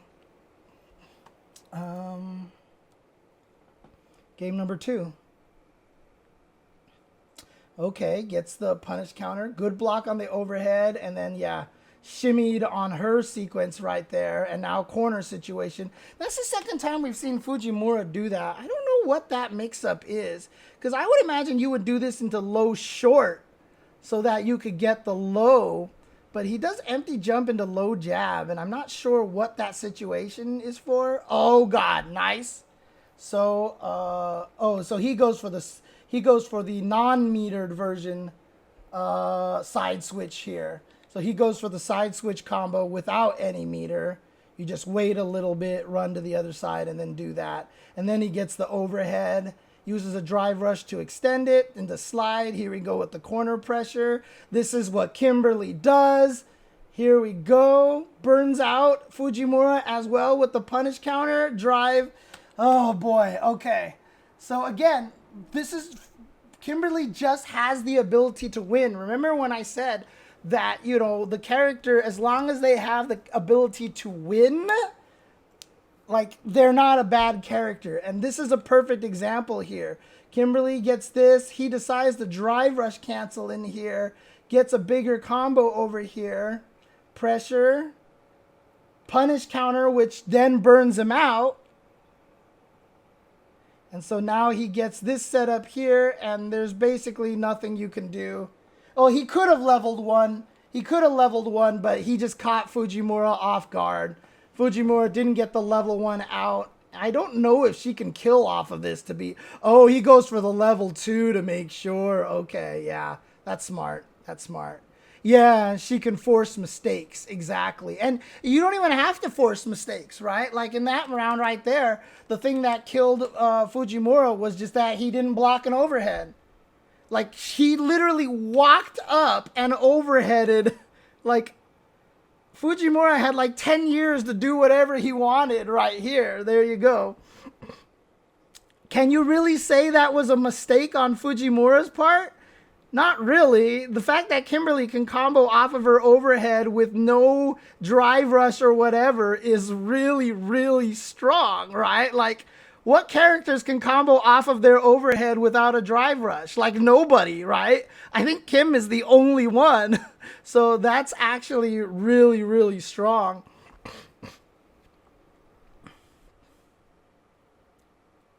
So now it just looks like Oniki is firing on all cylinders and getting his game going. So you notice he hasn't been being put into the corner.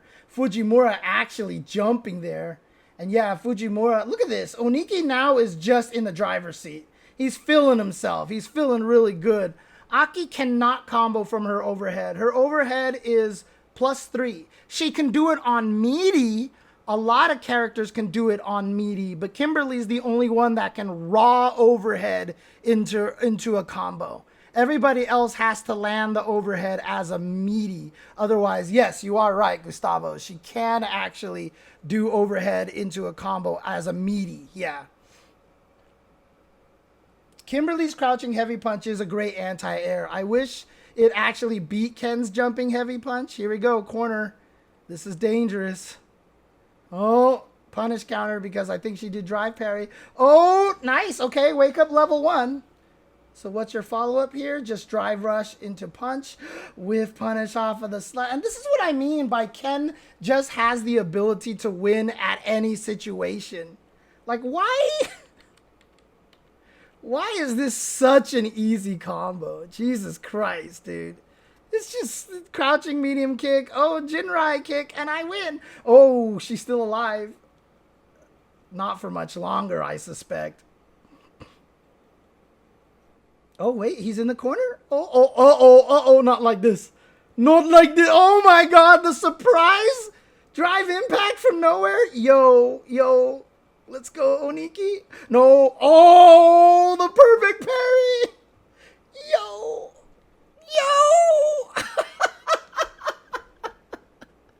Wow. Good comeback here. So let's watch this comeback here. So yeah, he is down in life here. And so he knows what I know here. So there's a throw. And he sneaks in that drive impact. So he gets some free damage off of this. Blocks this and slides. But the thing is, he hits. And like I said, you can never be punished. So Oniki, this is what I mean. This is, see, Nuke? When you get hit in this situation, you want to jab because she's definitely negative. So you want to take your turn.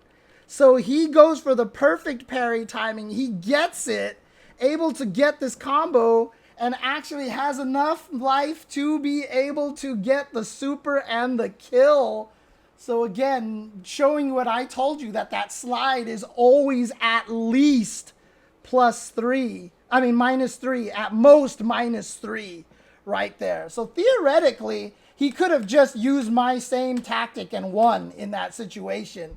He could have just did exactly what I would do, is just level 3 super in that situation here, because the level 3 super would have actually killed right here. So if he slid in here like this and then level 3'd, he would have won as well. So it would have worked either way.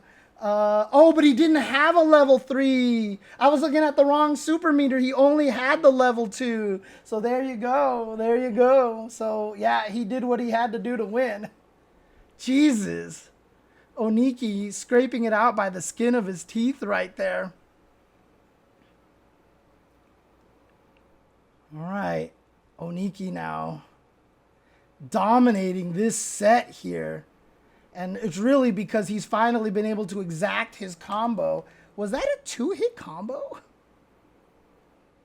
It was. Counter hit crouching medium punch into sweep is a combo. I did not know that. Yep, so he's just getting his pressure. Oh, remember I told you. This is the only way she can beat Wake Up ODs. And she did it. He did it. He actually did throw drive rush into drive impact. He did it. The monster did it. Wow. He baited him out. Oh my God. And then he goes for the can setup, tried to go for an overhead, but there's the freeze side switch. Go back, please. Yeah, sure. Look at this.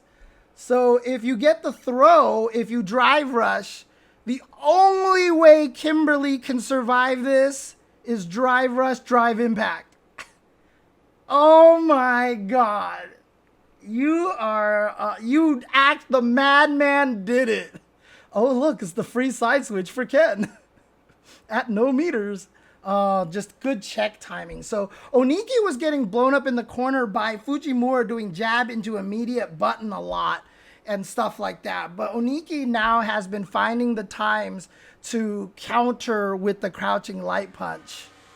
So he's actually been having successful check timings, which has allowed him to escape these corner situations here. Oh, nice.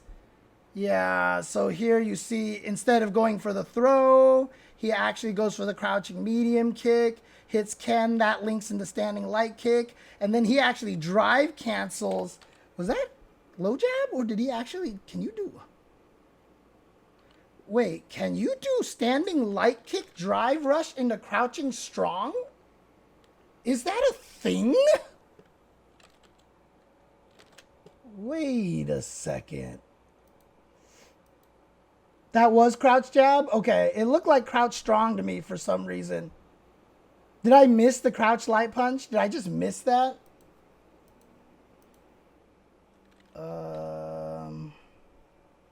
Again, I'm bad at recognizing moves by their animation. They all look the same to me.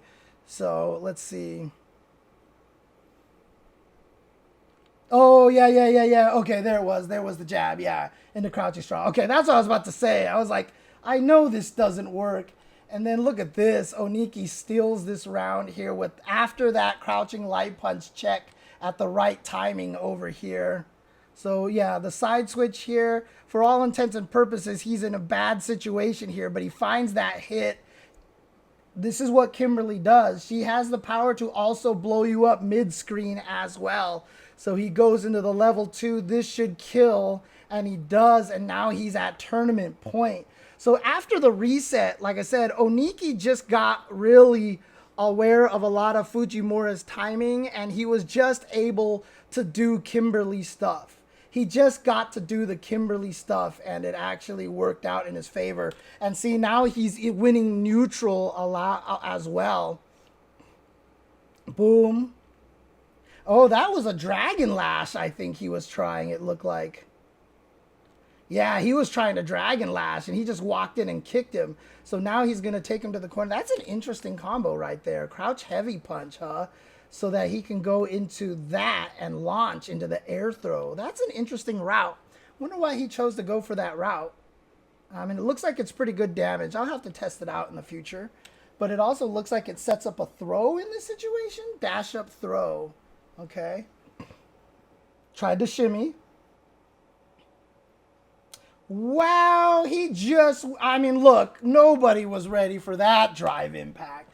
Jump attack, drive impact? Where the hell does that come from? Set up here, overhead bomb. Oh, that's why he does this setup, huh? Interesting. Interesting. Hang on a second. Let me see this again here.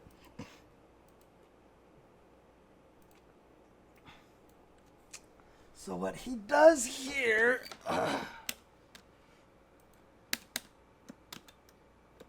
is something like this. Whoops.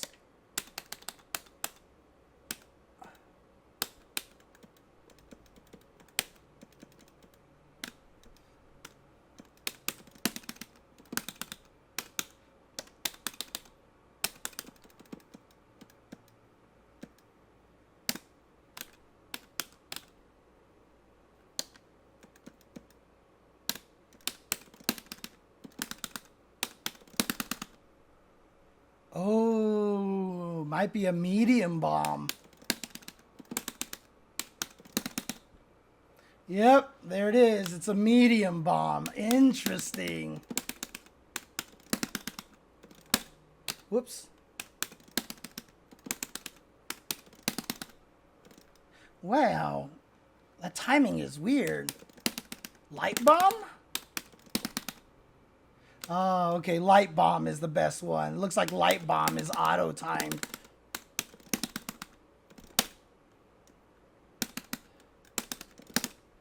Interesting. Interesting.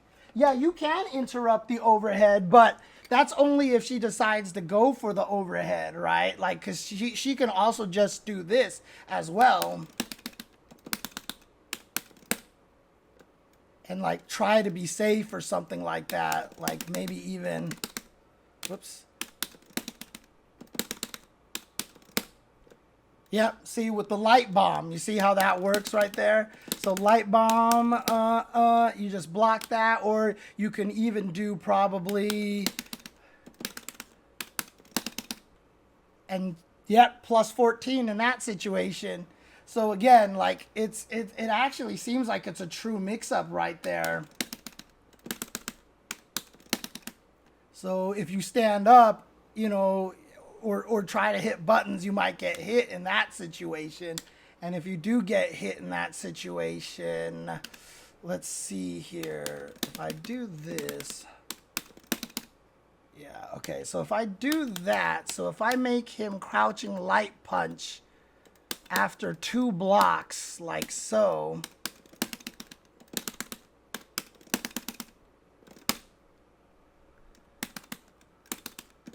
So there you go. So there you go. So you're going to have to be scared of that, right? You're going to have to be scared of that situation right there. So Oditatsu this does not work as a DP. It has no more invincibility frames. They took Kimberly's invincibility away after the beta. Because they thought it was too strong. Interesting. But again, I see a trick from Fujimura, from Oniki, and rather than just going, that's a neat trick, I have to lab it and make sure it's real. You have to test out all the different scenarios to make sure it's real. It's so important because, again, if I only had the overhead part of the mix-up, it's useless. It just, I get nothing out of that. I get nothing out of that. I have to have more with it. Otherwise, it's not a real mix-up. So again, whenever you lab a trick like that, you have to lab out alternates there. Because if that trick only has that one trick, the opponent will block it every time because that's all they're going to be looking for, right? So the only way you're going to catch people is if they just don't know that trick exists. So that's the way it works, right? So yeah, if they're not ready, you definitely can hit them, but there are a lot of other options, right? So yeah, but even if they are ready, if there's mix-ups, it's still a mix-up. That's the whole point. even if they're ready, they still have to guess for life. And in that situation right there, I'm safe on every situation because the bomb explosion keeps me alive. So that's really cool. A new option for me for Kimberly now. So I am definitely stealing that. I am definitely stealing that. Okay. So let's see here. Goes for this overhead boom. EX air. Gets the juggle. Goes for the reset. The classic reset. You know what the best thing about this reset is? Is that this Kimberly reset has become so prolific. I use it to end a lot of rounds. But it's become so prolific that I actually can kill people with the opposite. How do you time the bombs? Light, medium, or heavy? Light, medium, or heavy is just, that's all it is, basically. So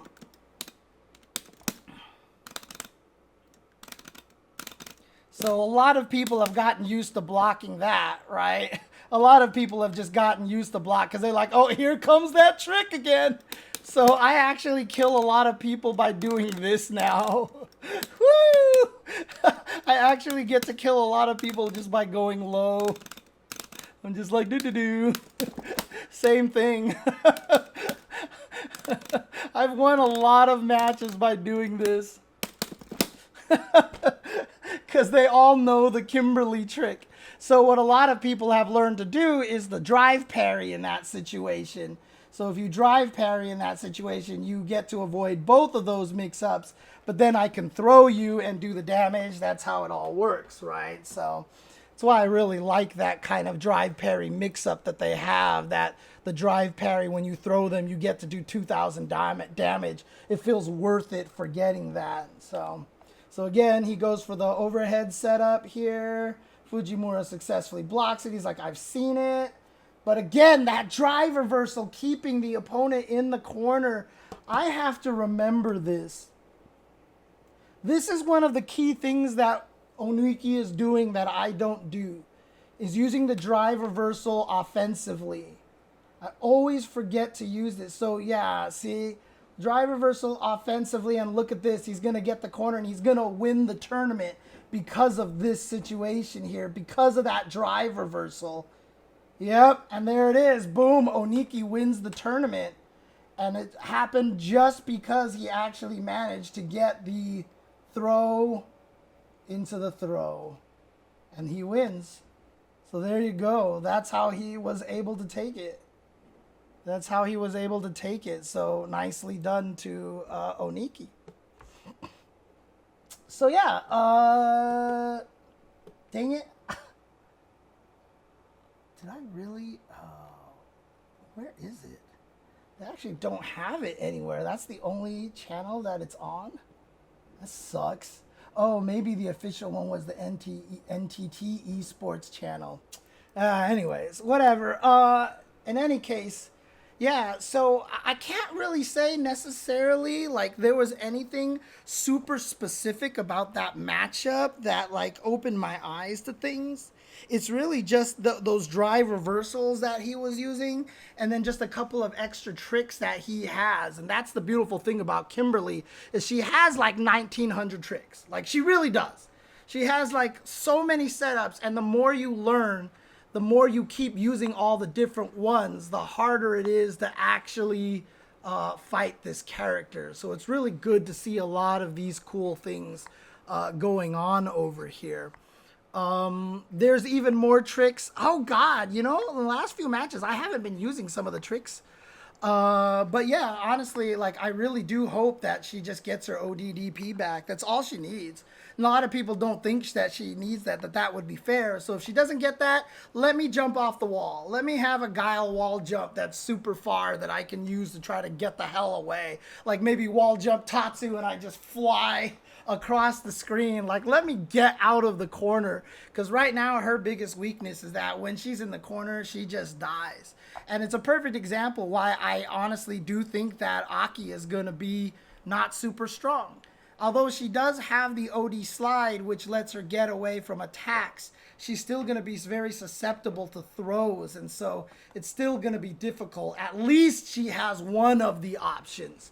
But, you know, like same thing with Marisa and Honda. At least they have one of the options because they have first frame armor. But characters like Kimberly and Dulcim only have... They have nothing. They have nothing. So it sucks. Even Lily's ODDP, I found out, beats throws at least, but it doesn't beat strikes. But I feel like every character should have a way at least to beat both options, even if it's not the same move. Dawson's teleport is, I believe, 4 frames. Is it 4 or 3 frames? Let me see. I just know it's not invincible on frame number 1. Teleport, 4 frame startup.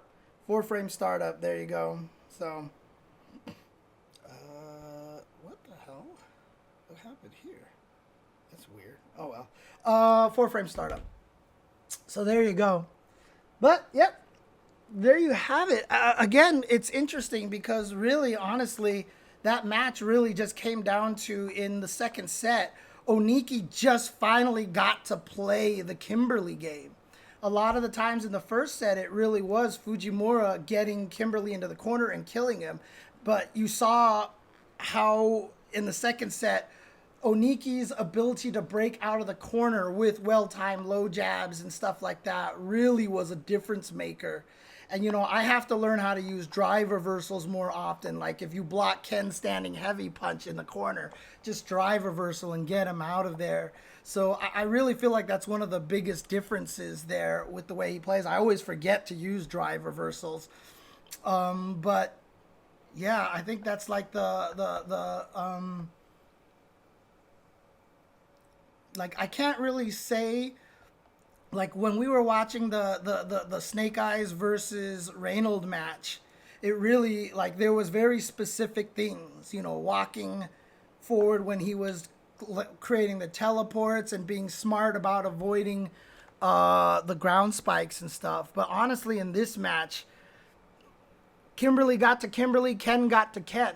And so I feel like in this situation here, it was just Oniki in the third set just basically got the read on Fujimura's timing and pressure, because he got out of the corner with jabs a lot in that last set over there. And then his mix-ups just started working.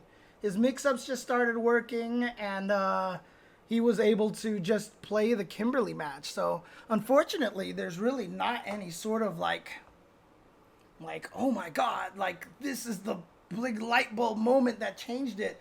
But a lot of times, that's just what happens in fighting games, is that one player just gets the rhythm and outplays the other player. Sometimes that just happens, right? So a lot of times in high-level matches between two top players, sometimes there just isn't the big light bulb moment on why Oniki was able to win 3 straight after the reset, right? Sometimes you just don't have that benefit there. Sometimes it's just being outplayed. And that's one of the things I do try to teach in fighting games a lot of the times, is that, you know, sometimes you don't make any mistakes and you lose. That's just how it works. It's just how it works sometimes, unfortunately. But again, as long as you understand that what happened was that you just made the wrong guesses. And that's the thing. When you're put in a guessing situation and you make the wrong guess, it's really hard to say that's a reason why you lost or that you did anything wrong. Because again, when you're put into a guess mix-up situation, this is why Kimberly is strong, is because her mix is just ridiculous. But the thing is, if you're just in this situation and you guess wrong, but you knew what the mix-up was and you knew what the guesses were, like if you are in a mix-up situation and you have 3 legit guesses to beat the 3 options, if you're wrong, that's fighting games. If you do a fourth option that doesn't work on anything, that's you don't understand the matchup. You don't know what they do. And that's your fault for losing at that point. But if you are put into a guessing situation and you're like, he's going to do this and you're wrong, that's fighting games. And so I can't really say you did anything particularly wrong. And that's something that's important to understand. In that fight, I don't feel like Fujimura did anything wrong. He just got outplayed in that last set. And he never got to get Oniki into the corner. And when he did, Oniki found a way out. He found a way out of the corner. One time, Fujimura jumped out, and then Oniki jumped out, and then drive reversaled Fujimura back into the corner. Another time was literally, he just jabbed him and found the right timing, and then he was able to get out of the corner, and that was it. Like, sometimes it's not about, like, I made a mistake. Sometimes it's just I made the wrong guess. Now, like I said, if you don't know what the guesses are, that's your fault. And yes, then you made a mistake, and now you need to go back and study that. But if you knew what the guesses were and you were just wrong 4 times in a row, then you just have to say to yourself, the other guy outplayed me. He knew his guesses, I knew my guesses, he guessed right 4 times in a row. There's nothing you can do. You're just like, you know what? Good games. Good shit. And anybody who tries to tell you that fighting games aren't about guesses is just wrong, right? Again, it's mostly just you have to recognize people's patterns, and the person on offense just has a better reward system. If the defensive guy is right, he's not necessarily rewarded with too much. But if the guy on the offense is right, he gets to do a crap ton of damage to you with meaty attacks. Or now you're just in the mix-up again because he can throw loop you. But, you know, sometimes you just guess wrong. The opponent gets out of the corner and that's it. And then you guess wrong on all the mix-ups and you die. And that's really kind of just what happened with Fujimura there. It really just was that Oniki outplayed him in that last set. Honestly. Yeah, and that's why you pick top tier, like Forrest says. Picking the top tier with a better option helps with luck too. Yeah, you give yourself more options at luck. Absolutely. Are modern fighting games more about making the wrong guess? Modern fighting games have less protection against the wrong guess. So something like Super Turbo, for example, you can't get thrown on your wake up. You're just throw immune for a few frames on wake up. So literally you don't have the strike throw mix up in Super Turbo when you knock somebody down. Instead, what you do is you just throw in a safe meaty attack that's super plus on block, and now you go for the strike throw kind of situation. Throw ranges are also stupidly long in Street Fighter Super Turbo as well. But that just means that when you get up in Super Turbo, you can block. You can always block. It's just a safe option. Get up and block. You're fine. So modern fighting games are more brutal in a way that they don't give you a lot of that leeway. You are throw invincible when you get up in Street Fighter 6 for 2 whole frames, which isn't much at all. See, if you were invincible for 4 frames when you got up, that's a whole different story. That means you can never get meaty thrown if you jab. That means if you jab, you will beat every meaty throw. But the fact that they made it only 2 frames means that you can actually get meaty thrown on that 1 frame, on that 3rd frame between your throw invincibility and the frame that your jab would actually hit. So you have 2 whole frames of throw invincibility in Street Fighter 6. But it's not really enough to keep you that safe on your wake up. So modern games are a little more brutal in that situation. But again, maybe not. I mean, MVC2, you don't even care about the strike throw mix up. You just 4-way mix up. You're just like, what side do I block? And then you die. Milia was like that ever since Guilty Gear X had the 4-way mix-up. Go look up the Milia blocker. I think it's preserved on the Internet Archives. And if you go play Milia blocker, you're never going to be able to block. You just can't. It's literally an impossible to survive mix-up. You just have to guess one of 4 directions and pray, basically. And so, you know, It is brutaler, more brutal, but it is not. It's kind of the same, really. But fighting games have always been about just making the wrong guess. That's how a lot of fighting games work. In fact, if you watch Exerd, as much as everybody, like all the Exerd people who love Exerd and hate Strive and whatever like that, if you watch Exerd, Exerd is put the projectile on them and now kill them. Like, Raven knocks you down. Sickle on top of you. Kumehyo knocks you down. Let me throw a guidable fireball on you. Zato knocks you down. Let me put Eddie on top of you. Milia knocks you down. Let me actually put a disc down. Potemkin knocks you down. Let me do the fire pillar into YRC so the fire pillar continues going. And you have to block. Dude, like, Exerd is projectile on top of you, mix up the game. That's why they have the parry mechanic in that game. But a lot of people have found really interesting ways to get around that parry mechanic as well. But, you know, again, if you're playing Exerd, it's all mix-ups and guesses in that way. It's very similar kind of situation. So it's really scary. Yeah, so in Tekken, you have to respect opponent's wake-up because get-up attacks are really strong. I think in 8 it's a little bit different. I don't think you get full combos anymore. I thought they took that away for us, but I'm not 100% sure. But yeah, the wake up options in Tekken are stronger because there are wake up options, right? There's literally moves that are exclusive to you getting up off the ground so that they can tune those moves that have specific frame data, specific invincibility, specific behavior because you can't access them anywhere else. None of the 2D fighting games have that. They don't have moves that you can only do while getting up. Like, it's weird that they've just never decided to do that. Like, why don't they? I mean, like, Bad Spray with Cody is the only one that, like, kind of exists. But if you have that, you can tune them in certain ways to make it so getting up off the ground is a little safer. However, in these situations, I don't think they want that because the thing about it is Tekken is also scarier in neutral. The neutral in Tekken is super scary because blocking between lows and mids is terrifying in Tekken, right? Now, obviously, the lows don't necessarily do as much damage except for the reactable ones. But defending in general in Tekken is not a safe thing.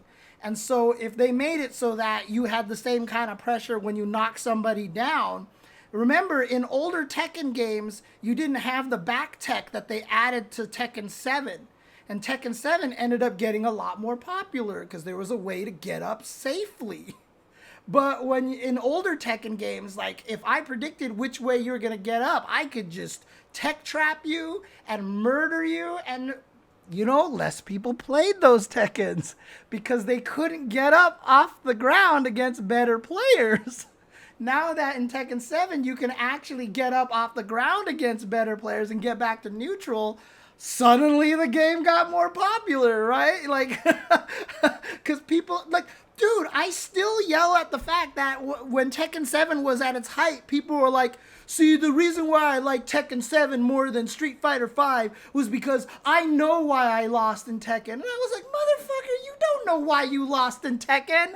You just were able to get up off the ground and then get killed. You didn't know why you lost. The problem in Street Fighter 5 is you just can't get up off the ground. And so it feels bad. Like, I can't do anything. But, you know, in older Street Fighter games, if you got up off the ground and then died, you'd be like, see, I got to play neutral. I know why I died. It's like, come on, no, dude. Like, get over that. Get over yourself, dude. Like, seriously. But having the game be able to return to neutral is helpful, right? And so that's kind of what they tried to do in Tekken 7. They let the game return to neutral. So it's interesting that Street Fighter has decided to be a little bit more brutal on that because a lot of the knockdowns lead to straight up more pressure. But they added a lot more defensive mechanics. So I think that helps a lot of the beginners and stuff. So I think that helps, especially because they added drive parry, which is a block button, which lets you block in all directions.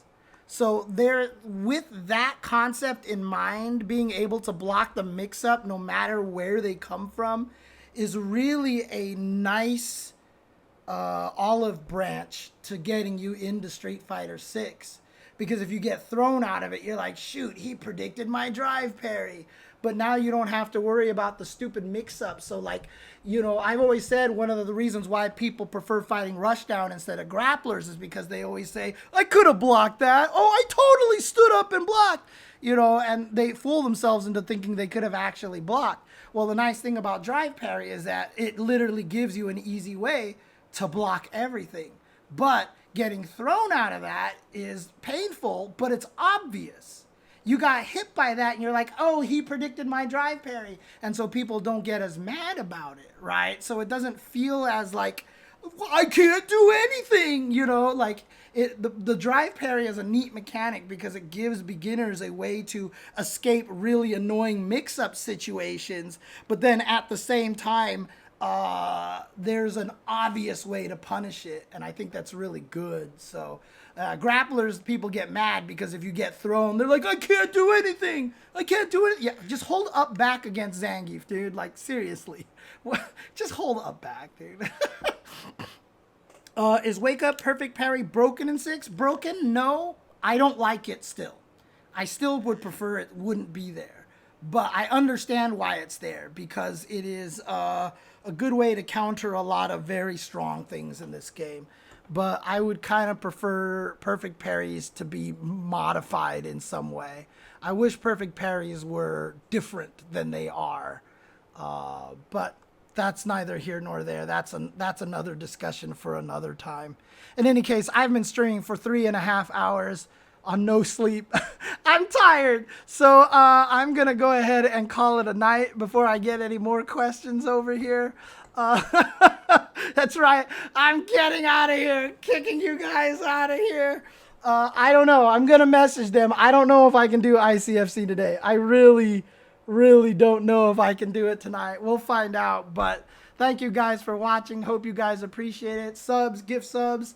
Donations are all appreciated. Help me financially because I am in dire situations right now.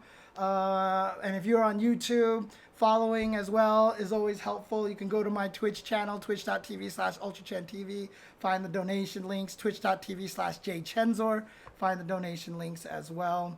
Or just sub to those directly. Always appreciate those things. I've got Patreons and stuff like that. I'm not doing enough with Patreons. What I want to do with my Patreons, however, is maybe Patreons get free cat pics or cat videos. And so, you know, that has nothing to do with fighting games, but I think everybody loves cats. So we'll see what happens. But thank you guys for tuning in. Thank you guys for watching. Those of you here on Twitch, do not go anywhere. We are going to raid somebody. But for those of you on YouTube, thank you guys for watching. And the day this podcast graced your ears was the most important day of your life. But for me, it was Tuesday.